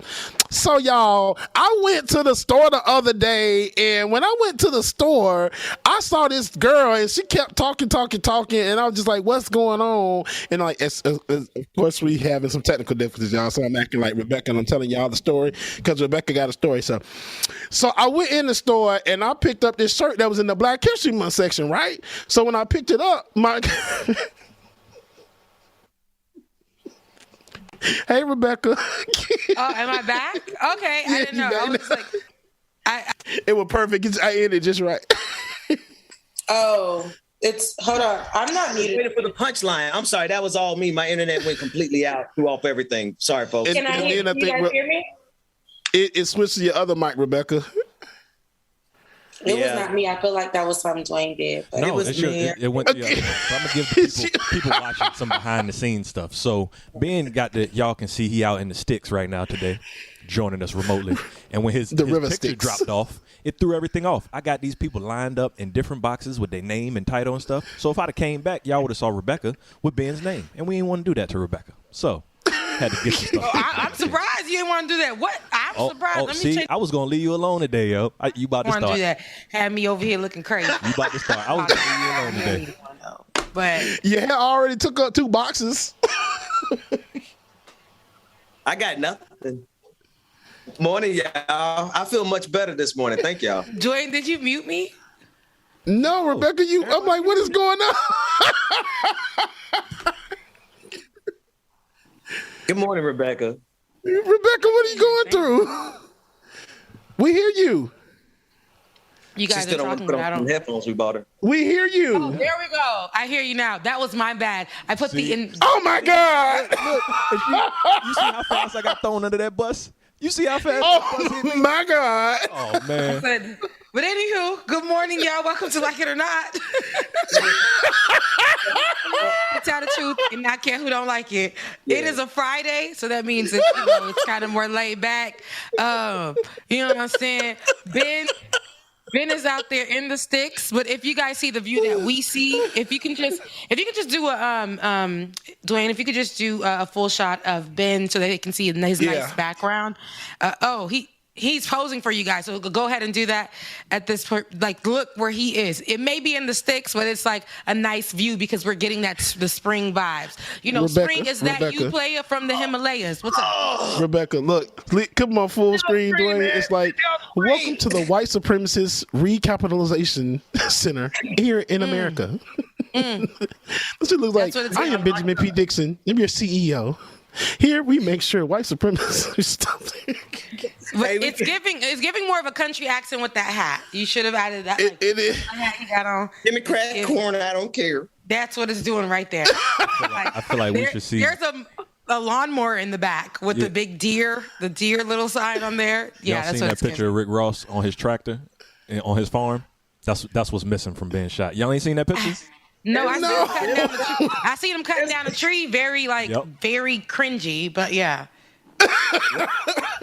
You guys didn't see him cutting down a tree on his farm? No. Rick Ross. I didn't even know Rick Ross had a farm. Rick, got cow. He bought start land. buying cows and everything. He bought cows. He bought all kinds of stuff, and he was like, man, they done wanted me to pay $1,000. Rick Ross, the boss, ain't about to pay. He went outside and then he took one of them little thingies, saws, or is that what it's called, the saw? The chainsaw. Chainsaw. And then he went and took down one of the trees. And then I went to Twitter immediately because, they have more of their thoughts and how they have the conversations. I just wanted to see if they felt like me in that moment. Because everybody was like, that's right, $1,000 was too much on Instagram, right? So I go to Twitter, and then the lumberjack Twitter. Those people, they were like, honestly, he could have hurt himself. The way that it could have fell on him. He did cut it in a way that was not right. And I was like, see, I knew something was wrong about that. I don't like that we do it for the gram so much and not knowing that we put our lives in danger for that. And then they were saying, and then I wanted to ask the question, is $1,000 too much for cutting down trees, right?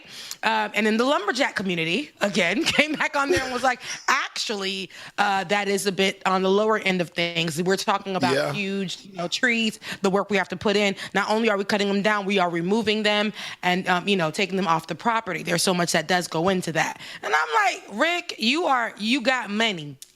You got money. Okay. You have so much money that we ain't even know it. Okay. And now you out here like putting your life in danger. And, I know it probably was a joke, but he actually did cut it down. He cut it down. And I was so afraid that man almost died. That thing could have fell the other way. He almost died for $1,000. $1,000 per, but he has a big land. He just purchased more land. So for each one, and I guess he didn't want that. He didn't want to make that payment. Because then, it makes more sense because they doing all the work. You do now you breaking the tree down yourself. Now you got to cut that tree up into several sections and start removing pieces. Come on, Rick Ross, you got more than enough money, Mr. Wingstop man. You know that was for the gram, but that was for the gram. So I'm pretty sure that he did hire somebody to do the rest of the work. But I just, in that moment when I seen that going on, I said, Jesus, be a fence, be protection, be a hedge of protection, Lord, because I did not want that to fall on him. I really didn't. Instead of hedge and protection. Protect us from our own stupidity sometimes, right? Anywho. They protect us, but I don't think I'm going to die over $1,000, Rick Ross. I know you got enough money to do that, homie. Let's be safe. Let's all be safe out here. Nope. Ever. That money, you got so much money, utilize it. You just bought all this land. You bought these cows, these horses, whatever other animals that you're purchasing for your farm, and I just think, don't do it for the gram. People die every day. That's celebrity or not. Yeah. Yeah, they die every day. Yeah. Anywho, there's so much going on in the news. I know I say that every day because it's true. I know sometimes we have slow news days, but that is not something with this week or this month. Hell, 2022, this year, throwing it in our face like nobody's business. However, throwing it in a circle. Just throwing it in a circle, child. But I really, y'all. I hate every one of y'all on the screen and behind the scenes right now. I am trying to move forward with a serious story, and y'all just have me like, what's wrong with y'all? What is up with y'all? Anywho, again, there's so much going on in the world. We've had, I think for the first time ever, we were really excited to hear about the recent case where we got some justice. And I feel like there a lot of the times when we hear about the people who are passing away at the hands of not only law officers, right? We're talking about regular folks who think that because they're white, they can abuse power that they don't have to. It's just like, do you go here? Do you live in this neighborhood? Like, you don't even go here. So yesterday, I thought for a second that we were going to get something for Breonna Taylor. Yes. However, yesterday, it turns out we didn't get anything. A jury on Thursday acquitted Brett Hankison of all three counts of felony, wanton endangerment in the botched raid that left Breonna Taylor dead. Let's take a look.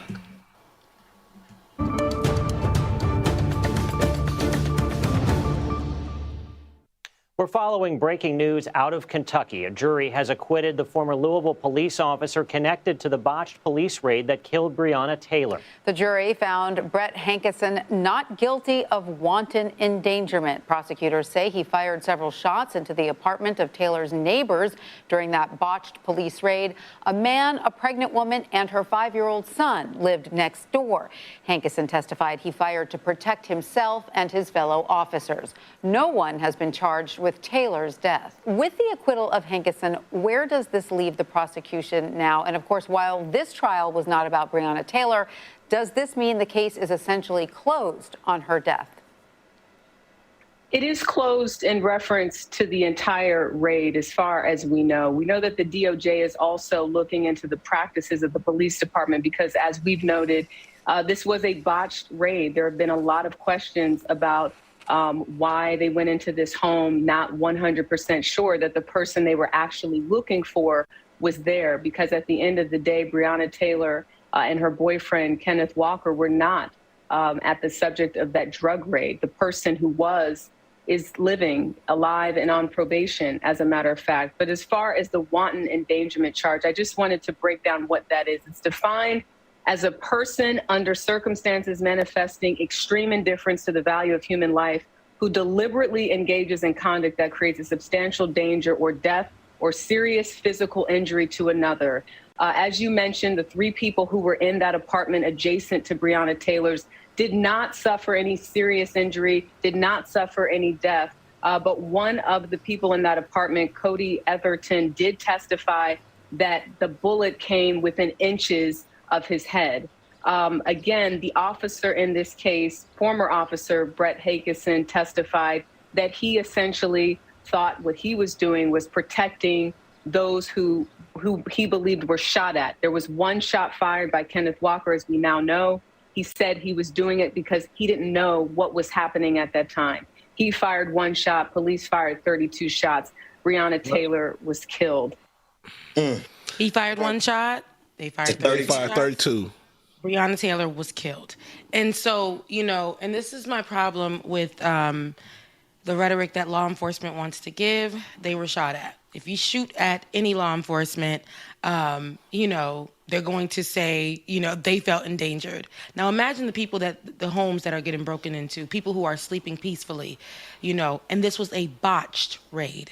So breaking into somebody's house, no knock, right? The no-knock warrant, those kind of things, and breaking into somebody's house and somebody saving themselves, somebody trying to protect themselves and their loved ones. And in that moment, right, this is where the police officers are saying they feared for their lives. The math isn't mathing. And I thought in this particular moment that we would see something. I mean, we saw, like I said, recently for Ahmaud Arbery, all 3 of his killers were deemed guilty. And here we are in this moment. We've been dragging this on with Breonna Taylor for 2 years now? March makes it 2 years. So, and now I feel like in this time, I hate to see it because I just feel like, ooh, this makes me emotional. I remember when I thought about, when I heard about Breonna Taylor, and I really wanted for it to be just so much more than a hashtag. Especially because she's a woman, and we know how, already our Black men are targeted and gunned down. And when it comes to women, the story just gets swept under the rug. So I was glad that it got what it got. But even in that, you guys, it just kind of wasn't enough for the law to say, let's take a real good look at this. It's almost like we don't give a damn. We don't care.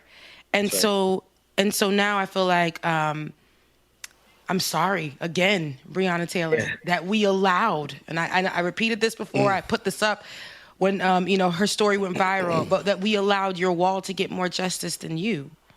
Damn, Rebecca. Damn, Rebecca. Damn. It really sucks. I want to, here. I'm sorry. Situation. No, go ahead, Ben. I was going to say Breonna Taylor was killed with a no-knock warrant, if I'm not mistaken. Somebody correct me if I'm wrong. Of course, we're looking over at Amir Locke in St. Paul. We're covering that. And that brother was killed also with a no-knock warrant. And here's the thing. They're asking, they being this system, America, the police departments across this country are asking us to be calm when they kick down our doors. And we must immediately, instantaneously have the wherewithal to keep our composure and not react startled, because if you act even startled, you get killed. If you assert your Second Amendment right and shoot your gun, then your girlfriend, Breonna Taylor, gets killed. And I'm wondering what human being on the face of the planet can keep their composure when a bunch of Gestapo sorry, wrong show, wrong mindset. Let me slow down. When these police officers kick the door down and come in like the stormtroopers on Star Wars, and they expect us to be calm or else they'll kill us. It's a little math. The math is off. Yeah. Baba. You said it all. That's after you said that last part, is nothing else left to say after that. Like, for real, you speechless. It's like the wall really got more justice than Breonna Taylor did. Just y'all think about that. There's nothing else left to say after that. It is. It's tough. Like, I don't know that girl. I don't know that girl. But we share the same birthday. See? Everyone I feel like who goes through, when I looked at her, I really she should have been here. She was at the time when, we were calling them essential workers because, they're doing away with all COVID conversations, but she was an essential worker and, she's taking care of folks. That's right. That's right. And that was her job. And she's sleeping with her man. Who knows what kind of day she's had before. And her life was taken because these cops abused their authority. That's right. And when they took her life, they tried to pin everything on her partner for trying to protect her and him in their household. That was the first thing that happened when I first read the story. They were shot at. They wanted to push that narrative. And I can't believe that almost went somewhere, because everybody on social media was creating the conversation saying, well, you don't understand. They were shot at.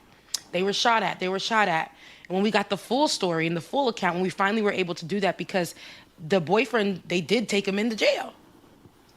They did try to put it on him. Mm-hmm. And this is where I say, I was talking to someone literally yesterday, a man who's trying to court me, who is a man of the law, y'all. My God, I know. And I had to tell him literally, because he's like, "Why are you so what is the reason?" And I had to say A, B, C, D, E, F, G, all the way down to Z. Beyond that, alphabets in different languages. These are the reasons why I feel this way about law enforcement. Right. And it's not that I'm saying that all law enforcement are bad. But the system, not only law enforcement itself, like law enforcement officers, but the system wasn't created to protect people that look like me or you, for that matter. Because once you take off that outfit, baby, they don't mess with you in any way. Right. And he told me his experience while he's working there. He says it's a really racist situation. Not only is it racist, I get treated differently because of the accent that I have. And, only when I'm in here and I put this on, I realize, why people are looking at me like that. And then I had to break it down to him, and he didn't even argue with me, but I had to help him understand. Do you remember Breonna Taylor? Do you recall what happened with her? Do you know the story of Ahmaud Arbery? Do you know the story of the ones who aren't even law officers who take up arms just to shoot people because of the color of their skin and still get protected by people? That's right. They get burgers purchased for them. They get walked. They get fist bumps. Do you understand? Because they're sons. Those are their sons. These.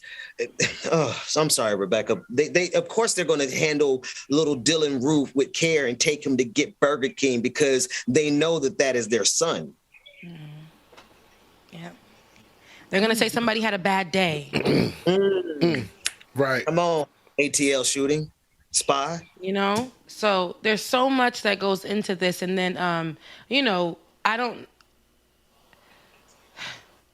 I just want people to understand Breonna Taylor deserved to live, and we should not allow that conversation to die. There's a lot of times that we just feel like we can't get justice for these opportunities. So we just kind of just in our heart have our own funerals for these people finally. And then before we can even get to a place where we're like, okay, this happened. We went through the trauma of it. Somebody else, someone else. After another one and another one. It's tough. I just feel like Breonna Taylor is a special case. Not that she's a special case because she's the first one. No. Come on. So many more. Particularly, when I say special, it's the women that are dying, that get nothing. The stories can go viral as they want to go, but nothing more. It doesn't go anywhere. Right. It doesn't. There's nothing that comes of it. That's right. And all we know is that we have these dead women, these women who have been murdered, that we know at the hands of the police officers, and nothing comes of it. I wish that those officers got what they deserved. But I can honestly tell you that because of the color of these officers' skin, they got off. Not only that, the jury that they choose, guys. I watched a lot of these movies and these shows when they're going off or when they're covering different cases, especially cases of Black people. And strategically, what's happening is they'll go and try to pull an all-white jury, especially in towns where they know there's conflicting thoughts about Black people. Yep. And I'm like, how is this possible? How are they able to do this? But when I try to think when, Black lawyers and things like that be trying to do it, it's not really a successful thing for them. But for some reason, when the biggest cases, when where the eyes of the world are on it, they can just simply find themselves a racist judge, and then get them an all-white jury with 2 Black folks to say diversity and inclusion, and put somebody's fate, in their hands, the justice in their hands. Yeah. Knowing that they're going to go off of, that was a police officer, and people really don't want to see it for what it is. They're just going to take that one fact that they were shot at. But what is the story? What really happened? At my door. Oh gosh, I really, really, I pray that they keep on fighting for this. She deserves. She really, really deserves. She deserves. Kentucky. Ooh. Gobbleneck guy. What's that?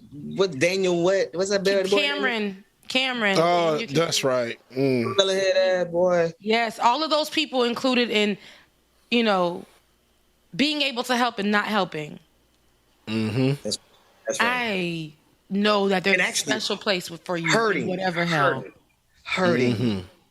Because that boy actively did what he could to stop Breonna Taylor from getting justice. Oh, he actively did that, and then went to the middle of the whole situation, go and get married to, and I don't even want to call her Becky because I'm Becky with the good hair, but she went over there and got married. This is what we know. He has a place that he wants to be in, and the only way you could do that is to play the house slave. Play the game.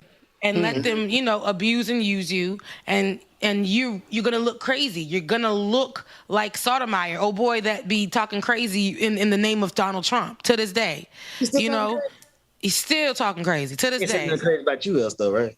No, except for that one thing about my nails and him wanting to, do me. That was disgusting. Ugh. Wait, what's happened? The guy he was so mean. Yeah, a few years ago, Sotomayor. What's his first name? Tommy Sotomayor. Uncle Tommy Sotomayor. Yeah, Sotomayor. He did a whole clip on me about what I looked like because I was talking about, I believe, Haiti. He did this whole clip on me. He done found me, child. You know, because I'm that girl. He found me, did this whole clip on me, called me a chicken head, then said, you know what, but she is fine, though. I will, like, he was talking about how long my nails were, and he said that he will do me, and it made me uncomfortable because I used to get those comments all the time where white folks used to be in my comment section and be saying how they would rape me. Wow. And kill the baby. Yeah. Anywho, that's neither here or there, but that's who I think Daniel Cameron reminds me of. Anybody who supports or is, you know, seeks after white folks and or white people who are not for justice, white people who are not allies, they'll play like their fiddle. They'll sing their songs. They'll go get a jar for every Karen's white tears and drink it. Those type of people. It's problematic. But the thing is, what's really problematic is that we have them in spaces that are where they get the most views. Sotomayor should never get the most views, but he does. What we're talking about, YouTube will say it's dangerous rhetoric to have these conversations. Yep. But what Sotomayor is talking about will definitely get pushed right after watching a CNN clip of them talking about Breonna Taylor. Sotomayor will come up next, right? And then what we have is people who are in spaces and places that they can make a difference, like Daniel Cameron, who look just like us. But how, you know, Dr. Matt likes to say all skin folk and kin folk. Right. So, and that what I want people to understand is all those protests that happen in Kentucky, all those, you know, pulling up to the Daniel Cameron's crib, all of that happened wasn't in vain. It just, what happens is these people who are in power, they'll push and make sure that the us talking about it dies down, and we'll just go to the next thing. And I just don't want us to remove Breonna Taylor out of our mouths. We're talking Oprah even put her on the magazine. Oprah is the only one that's been on the front of that magazine since she made that magazine. She put Breonna Taylor on the front of that magazine. If the most powerful woman in the world was talking about this and bringing attention to it, I don't understand how they want us to just forget about it, but they will. That's the thing, and I'm fighting every day in my power just to be reminded that there is Breonna Taylor in the world. And then the young little girl who looked just like her that was shot down by police officers, you know, the foster child, Ma'Khia Bryant. And, you know, they look just alike to me. I'm like, they could have been. They could have been like. I'm sorry, go ahead. These are what I'm talking about, and people will make excuses. Ma'Khia Bryant was the young 15-year-old girl who was shot down by police officers. Literally, the car wasn't even stopped yet from the police car. Jumped out the car and shoots her dead. Police. This is what the arguments that I have about funding the police conversation, because you guys, like, if we're funding police to literally shoot on sight without really, you're trained to run up on people. You're trained for that. You're trained to de-escalate it, right? When it comes to physical, you're trained for that. But that 2-hour training that you had, right? Now you get on the force, now you scary, and all you doing is pulling out a gun. So you can say you felt like your life was threatened. They don't want to box no more. They don't want to do it. They don't want to save lives. Literally, this is the job that you chose. And a 15-year-old girl should be alive, and Breonna Taylor should be alive. She should have been alive to see her birthdays. She should have been alive to enjoy her partner. She should have been alive to move forward in the career that she wanted. That little girl should have been alive to choose a path that she wanted to go to, whether it was college or doing hair. Because she wanted to do hair. She did her little TikToks where she was laying down her edges because she wanted to start doing some hair. She should have been alive to do more in her life. We shouldn't be looked at as target practice. And then when after killing us, it's like, oopsie, yeah, my bad. I was afraid, you know. Yeah, it shouldn't be like that. It should never be like that.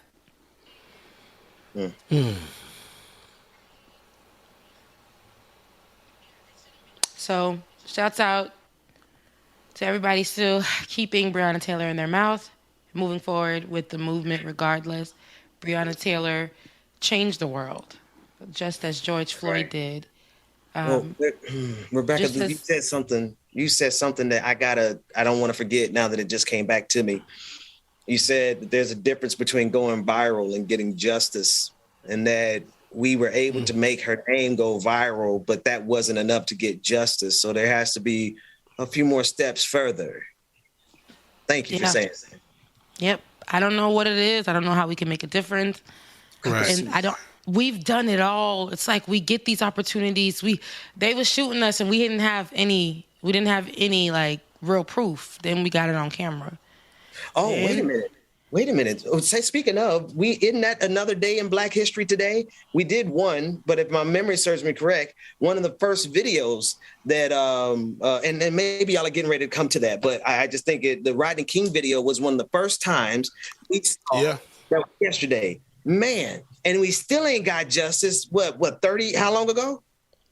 In terms of having video footage, it's not enough. It's not enough. Just getting killed. It's not enough. No, it's not enough. They still don't think anything is wrong with it. Yeah, they asked for proof. We gave them proof. When I watched the Emmett Till story, those people were literally saying, "Well, what makes you so sure that was Emmett Till? What, is there going to be a duplicate ring that his father left behind for him on this body? Well, how much proof do we need to show? Well, how much? It's never going to be enough. Ben, that's really how I feel. Bubba, that's really how I feel. It's never going to be enough. Every day I think about my life when I wake up. Every day I think about my dad. Every day I think about my nephews. Every day I think about my niece, my brothers, my mama. I think about all of us who have to wake up every day in this world and have to think about how we're going to just be how we're going to present ourselves in the world today. When I go to my grocery store that's predominantly white, how do I present myself in this grocery store today to not have these white folks think that I'm trying to make them feel some type of way and scream bloody murder of me trying to reach over and get some hot sauce? See, this is what they. Go ahead, Rebecca. I'm sorry. I mean, no, go ahead. I mean, there's so much that we have to deal with. Us not getting justice on a daily basis. On a daily basis, us not getting justice in the middle of a pandemic. Us seeing somebody die over a fake $20 bill. Us seeing somebody die, a knee to the neck. Me seeing a black child in the middle of a mall recently, who was provoked by a white kid to prove something. And he was trying to protect himself. And these mall cops come and protect the white boy and have literally get that little black boy on a young black boy on the ground. Mall, New Jersey. And tell him that he's banned from the mall. Then the Victoria's Secret Karen who cries bloody murder because the black woman who told her step off me, that's all she said. And all of a sudden, the mall cops there tell the black woman she's problematic. She is the issue. We have to save ourselves time and time again, and sometimes our words, our proof is not enough. Not sometimes, most times. We got to save ourselves all the time. The people who are set to protect and serve are not doing it. That's why some communities are afraid to call the cops.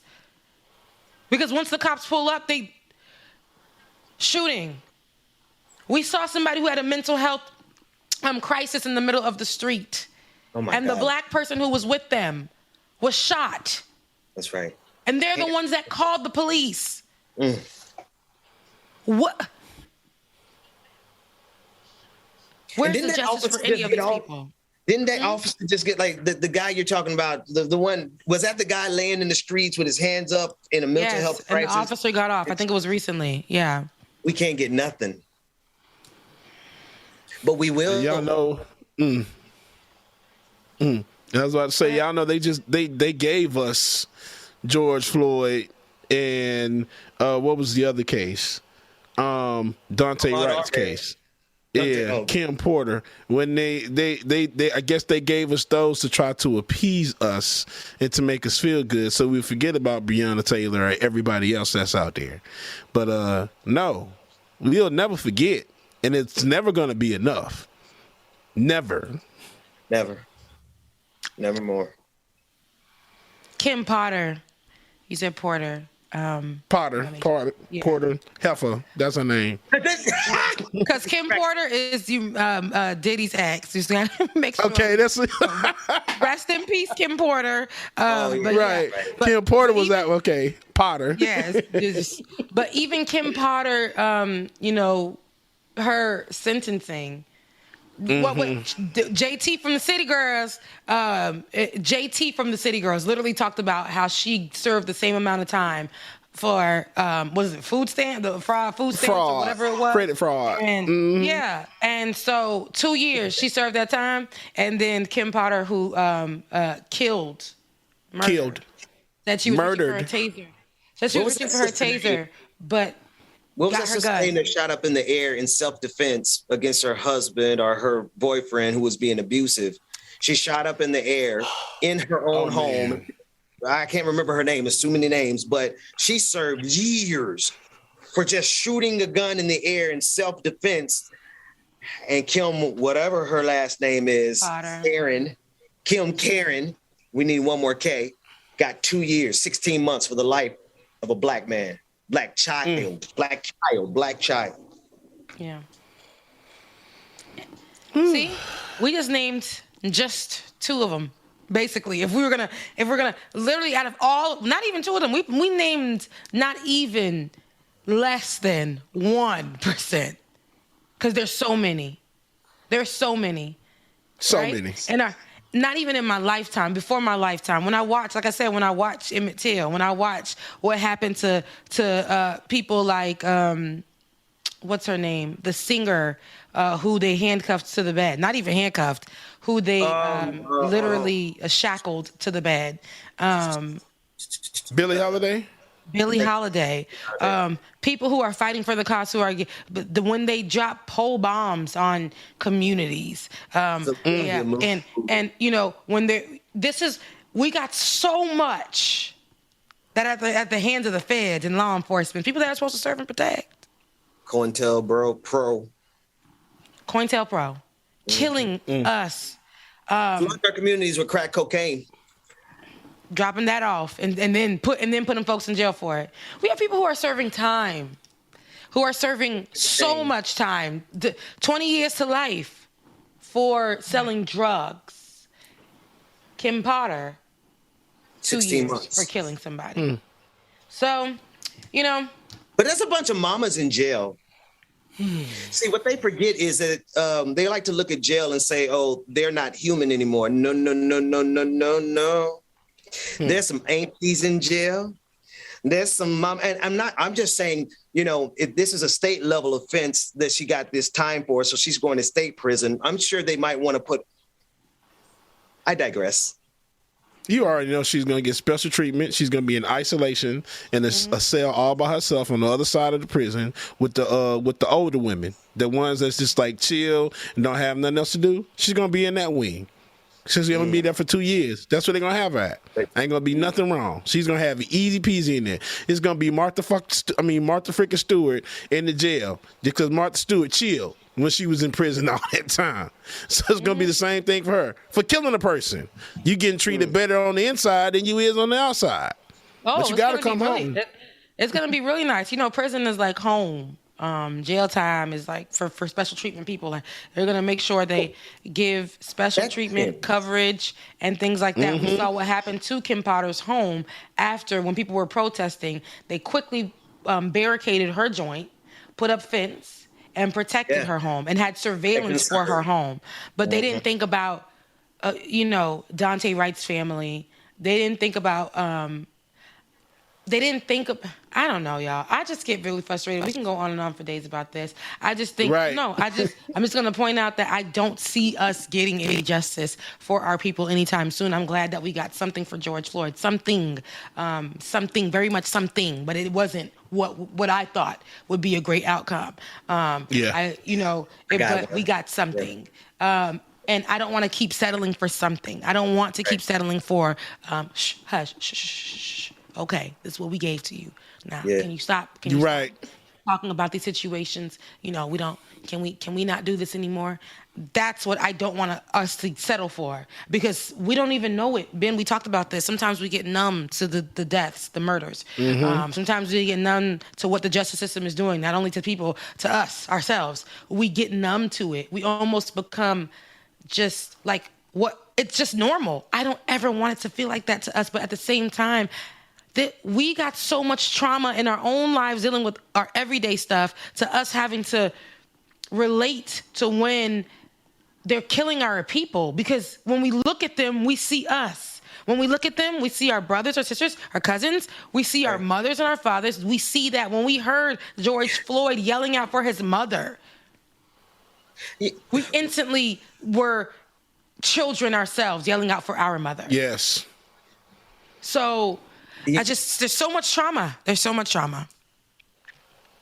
And we're calling names. I'd be remiss if I don't call my boy, Corey Jones, who was killed by a police officer.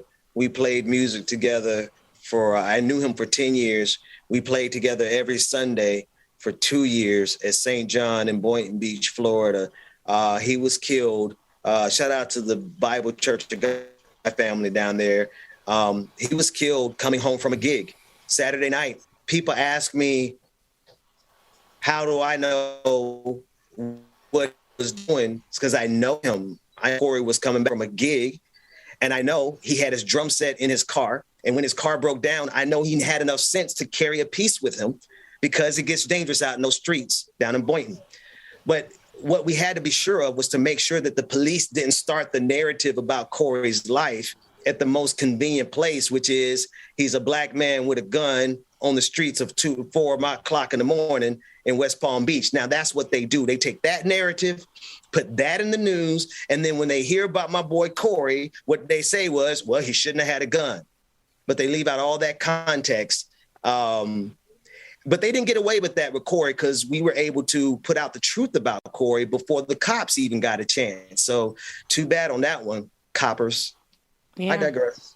And then in that particular moment as well, you said something, and I think from here we'll just move on, but we have to take control of the narrative. We have people like great journalists like Georgia Fort, as soon as something's happening, because she's literally, to me, in the center of where it's just happening very often. Right. And I think we get the stories straight, especially like with recently Amir Locke. We get the story straight from there because she wants to make sure that the narrative in the rhetoric and the conversation and the stories that are being told are truthful. And it's being truthful because I'm talking straight to his family. It's being truthful because I'm talking to eyewitnesses. It's truthful because, here is what everyone was saying. It's truthful because I arrived on the scene to watch what happened. Right. And so even though they'll literally look at us showing them, this is green.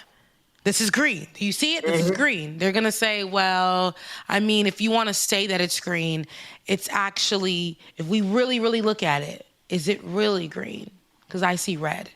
And they're going to go with, they'll move on with that stupid, no matter how much we could show it in a video, show it in a picture, show it on the person, show the blood on the hands of the murderer. They're going to say, but was it the blood of the murderer? Same thing with the pandemic.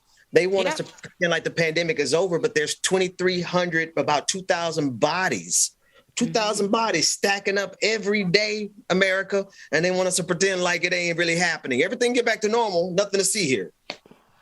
Whew, child. So I don't care what nobody said. Bump 13 could bump 12. All right, so listen, I absolutely want us to continue. What they call 12? Did we have this conversation? Rock and get out of here. Why are they called 12? We're gonna do something. I don't know. I don't really know why they call 12, but yeah. Why are they called 12? Anybody? We said this and they told us, but at the same time, y'all, and hashtag Breonna Taylor, but not only hashtag, if we can just continue the conversations, and if you guys are in spaces where you can have the conversations, if you are on panels and you're moving forward with where they're talking about, the wonton and no-knock warrants and, justice and stuff like that, don't forget to say Breonna Taylor's name in those conversations. Right. But in this moment, I really can't be Lil Wayne because I don't think I could date a cop. Like, I don't know if you're watching, but I don't think I could date a cop. Wee. I don't think so. I don't think so. I don't think so. It's the uniform for me. Let me stop playing. But let me tell you, back when I first went into New York, I had this beautiful fling with a very handsome officer in New York City. Just a very handsome man. But even then, before I was really, I was just in the streets. But before I was really knowing about police officers and what they did. I had trauma when I was 12. Yeah. I tell you guys that story all the time. But before I really understood what these police officers weren't doing, right? I was dating the cop, and I was like, ooh, child, I don't think I could go there. Not in this time of my life. Because every day I'm going to be like this. So, you arrested somebody today? Right. For what? For what? I was on the phone with this police officer who works in the facility, and I heard this sound, y'all. I don't know why I'm telling you guys the story, but I need to tell you guys the story. I heard tick, tick, tick, tick, tick, tick, tick, tick, tick, tick, and I'm like, what was that? And he was like, what are you talking about? I said, it sounded like a taser. He's like, well, no, not really. Well, what was that? He was like, okay, it was a taser. So y'all tasing people? Why did it sound so close? What? Like, well, the taser goes like over 20 feet. So it's just sitting there vibrating, humming, waiting for a chance to be shot. What? No, he used it. I don't think it was using him. it. I think the person... It was freshly used. Wait, why are you so close to him and it's freshly used? How'd that happen? No, if the taser ability... Y'all gotta forgive me. Take me out because I'm missing my internet's bad. Forget me. Go ahead. And then he was on the phone, Ben. He was on the phone. Yeah. And then there was a moment where I heard someone banging on the window. I really hope he's not watching this, but I heard somebody banging on the window, and I heard, "Hey, let me in, bruh. Let me in, bruh." He's like, what are you doing out, man? Come on. He's like, I don't know, but I know I ain't supposed to be out here. Let me in, bruh. Let me in. And I'm like, I heard silence for a while. And I heard like a sucking of his teeth. And I said, can you please just let him in? Please. I don't know what will happen to him if they find him outside of his cell, but please let him in. I don't know what he did. Holy shit, man. I don't know why he's out of his cell. I don't want to know. I'm pretty sure it's probably for a bad reason. I don't know why, but he needs to go inside of his cell. Let him into his cell. And then also on that phone call, I heard somebody asking for medical help. And then I said, because there was silence again. And I said, are we going to make any moves to get medical help for this person? See, that's why I was like, I don't think I can do this. I heard it on the phone, and it's only been like maybe a week. Nice person, whatever. Don't know what it's like for him to wear the outfit and be there and watch the stuff go down every day. But I also don't understand why they put people in here to be rehabilitated and they're begging for medical assistance. And in order for them to get a medical assistance, they have to bang on windows, scream for assistance. And then the person that they're screaming to has to go and call someone else while somebody is potentially dying. And then they say sometimes they lie. Sometimes they're lying about that. And I'm like, the way that person was just screaming just now, like, can we make sure they get medical attention? Please. It was. I think like that he's a guard, huh, Rebecca? Correct. It was it was giving correctional officer, but no sheriff. Oh, okay. Yep, that's right. Yep. Yeah. I really thought, I'm like, you ain't no He's like, I am. I'm like, it's giving correctional. He's like, no, I'm a sheriff. And I think technically they still correctional officers, but they're sheriffs. They listed as sheriffs because they are correctional officers with more power. That's all it is. You're just a sheriff that works in the facility, and you're doing the same job. See, now I hope he's not watching. I ain't trying to downplay your position, but at the same time, oh shit. But at the same time, I just really, it's hard for me, but very nice person.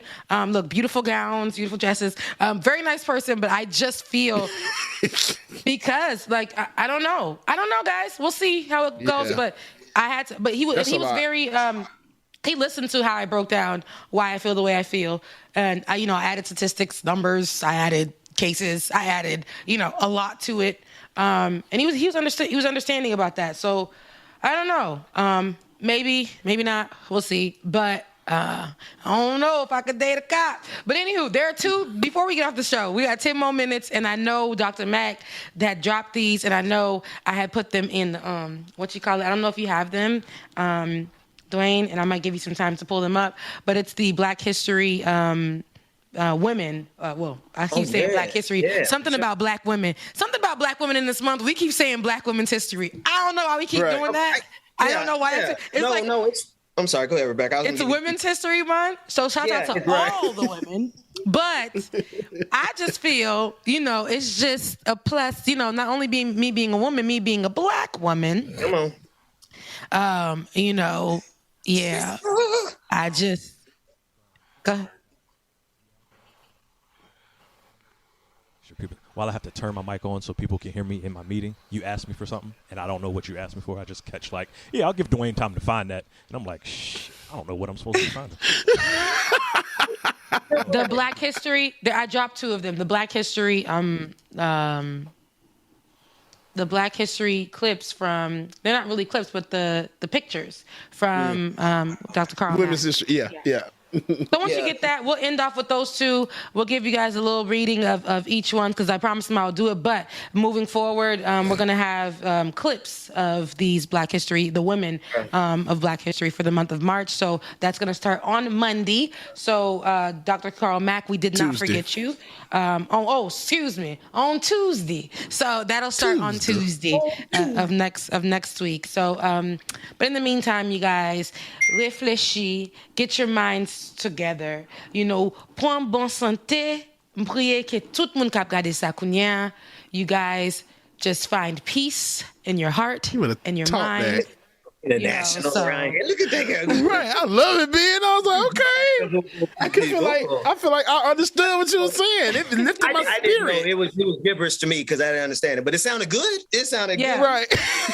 But I get what you're saying too, Bubba. Sometimes you listen to something and you'll just kind of understand from the vibe of the language. Like you just really get it, even though I could be cussing you out. But you get the vibes. You get the vibes. It sounded good. It made me feel good. You called me a bitch, but it's okay. I love it. It's cool.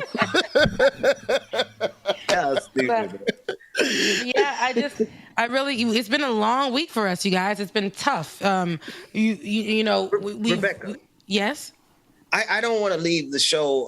I just want to mention one last time before you close out. I want to mention the member of parliament, and I want to pull up her name because I'm not really sure how that worked out. But at the top of the show, Ina Suveen, and she had to break the interview really quickly to get to a bomb shelter there in Ukraine. And I just wanted to put that at the bottom of the show because I don't know how that worked out, but we're sending thoughts and prayers and everything we can. And they asked specifically that the United States and the people of the world enact a no-fly zone there in Ukraine. That was a specific ask from one of their politicians there. And then she had to run into the basement because of bombing. So I just want to put her on the minds of the people before we close the show. Yeah, definitely. It was crazy. I was in here, like, once I'm getting ready, I set my phone up and I finished getting ready and I heard her say it and I ran back in. I'm like, are you serious? Is this happening again? Because y'all remember it happened beforehand. We had another person on the show and the same exact thing happened. It's right. A crazy ass world we living in right now.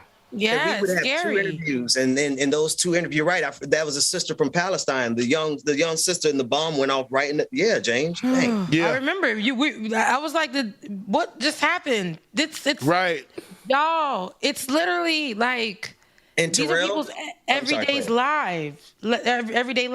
Yeah, and Terrell, go ahead, Ben. No. I was just thinking about like now he's on the ground there, and he's like boots on the ground and trying to avoid all the. It's a dangerous time, man. So y'all just lift people up. I don't care what you believe in, what you don't believe in. I think love is at the core of all of it. I'm sending love to Ukraine and to everybody, man. It's crazy out here. Yeah, it really is. Love y'all.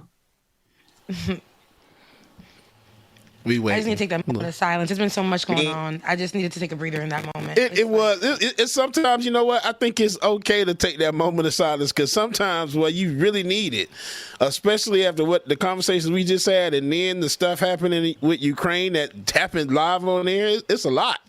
It really is. Absolutely. So you got to pause and reflect. Well, I don't know where Dwayne went. I'm just gonna go ahead. Say la. Y'all remember that song? Say la. Did you find it?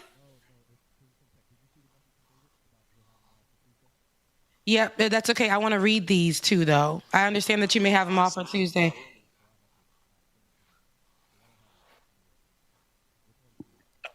No, I dropped them actually in yesterday's folder. If you could see them, both of them that I dropped in yesterday's folder, as March 1 and March 2nd. I understand, David, the order that you want in them, but I just want to knock these two out so that next week we can be on task for Dr. Carl Mack. Straight, yeah. It was a promise that I made him, and I want to make sure we fulfill that. So and that's from his Black women history. That's the calendar he's working on right now for Black women in history. For sure, and that's gonna be nice. Looking forward to all of that. Yep. Yeah. So I just dropped it in the Slack.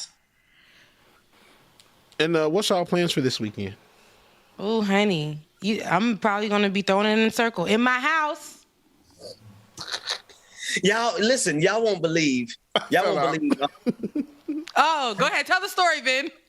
No, I'm like, y'all remember how it was at the beginning of the pandemic going out? I wasn't going out. I was a hermit. Now, this weekend, I'm about to be playing the organ at a church, man. Oh, wow.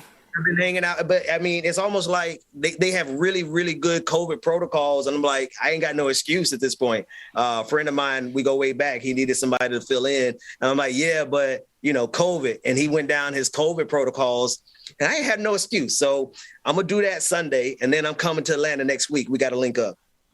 Definitely. We're going to link up. Ben said we're going to somewhere. No, why you telling what people where we going? We can't tell people where we going. It's crazy out in these worlds, and they be all in my comment section, like, oh, where you at, whatever. But yeah, no, we're gonna go somewhere. It is not Food Lounge anymore. Now we got to change it because it's crazies in the world. But we're going somewhere else to go have some good food. I can't see me winking my eye. I ain't got enough light on me for you to see me winking my eye, do you? Dang. No, you don't. Cup of soup. All right. I got you, Rebecca. And then when you're here, hopefully maybe we can take it to the studio and, like David said, do a live person show. I think that would be great. Oh, that would be nice. And be able to do that. Yes. So I'm going to start with March 1st, how Dr. Carl Mack does it. Hello, family. Around this time, I'm kicking it with my boy Benjamin Dixon on the Benjamin Dixon Morning Show. Hello, family. Today is March 1st, and it is another day in women's history. So March 1st is dedicated to Lottie Maureen Biggs. She's a bacteriologist. I hope I'm saying that correctly. Ben, get me right? Bacteriologist, civil rights activist. As close as I can get. From 1895 to 1971, Lottie Maureen Biggs was born on this day, on March 1st, in 1895 in Little Rock, Arkansas, and raised in Seattle, Washington. She was the third Black woman to graduate from the University of Washington, earning a bachelor's degree in chemistry in 1916. The first Black woman, Clara Antoinette, graduated from Territorial University, now University of Washington, earning a bachelor's in science in 1876. As a bacteriologist, that sounds better. Biggs worked at Crescent Biological Laboratory, the oldest branch of the NAACP west of the Mississippi River. The Seattle NAACP was declared inactive by the national office on April 10th, 1928, together with William Wilson, the editor of Northwest Enterprise, and Clarence Anderson, an attorney. They reactivated the branch that same year, and Biggs served as its president from 1928 to 1930. In 1930, she helped founded the Seattle Urban League and served on its board of directors after the Seattle Post-Intelligencer published a degrading story on a community-sponsored health clinic. Biggs led the effort in demanding and receiving an apology. She also led the effort to defeat an anti-interracial marriage bill, House Bill number 301, in the Washington State Assembly. Oh, she was doing a lot. And she won an indictment against 3 policemen for police brutality against Barry Lawson. Moving to New York in 1937, she married Richard B. Moore, and in March 1971, Lodi M. Biggs Moore, in the words of Dr. Mack, was called home. As a former president of the Seattle NAACP, this is her quote. She says, "I look forward to sitting with you, Sister Biggs." Oh, this is Dr. Karl Mack's words. He said, "As a former president of the Seattle NAACP, I look forward to sitting with you, Sister Biggs, and learning more on the day I'm called home." That is Dr. Karl Mack. That's Dr. Mack's words at the end of that. Absolutely. And I want to read the second one as we have time right before we get out of here. Her name is Marjorie Mackenzie Lawson. These women are beautiful. Marjorie Mackenzie Lawson, a judge from 1912 to 2002. Marjorie Mackenzie Lawson was born on this day, which is March 2nd, in 1912 in Pittsburgh, Pennsylvania, a graduate of the University of Michigan with a bachelor's degree in sociology, 1933. She later moved to Washington, D.C. and enrolled in the Terrell Law School in 1939. She obtained her law degree and passed the District of Columbia's bar. That same year, she met her husband and future law partner, Belford V. Lawson Jr., University of Michigan's first black varsity football player. Wow. Who graduated from the Howard University School of Law and passed the bar in 1933. In their partnership, Marjorie specialized in administrative law and Belford focused on civil rights cases. They successfully argued the 1950 Supreme Court case Henderson versus the United States, which ruled segregation in railroad dining cars was unconstitutional. One of the major high points in her career occurred in 1962 when President Kennedy appointed her as an associate judge in the District of Columbia Juvenile Court. This appointment made Lawson the first black woman appointed to judgeship by a U.S. president. And she's also a member of the Alpha Kappa Alpha, aka Sorority Inc. Judge Marjorie Mackenzie Lawson's court was eternally adjourned on October 11th, 2002, when she passed.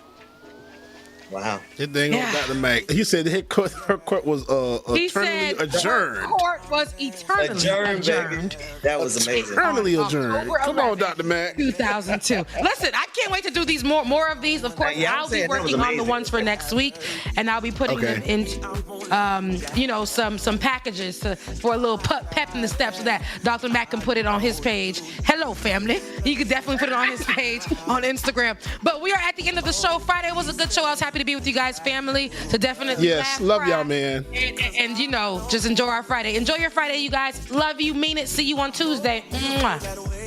Deuces, y'all. Love y'all, mean it. All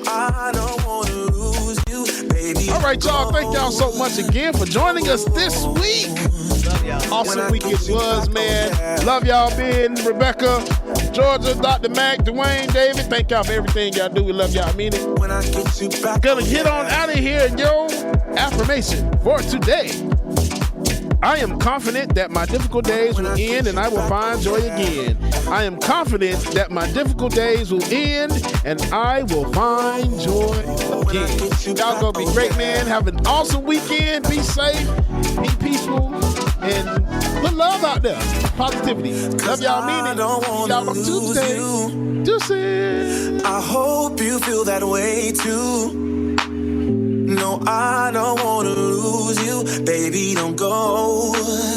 Oh, when I get you back, oh yeah, I promise you'll never leave me. When it comes to you and me, there's no one else I'd rather.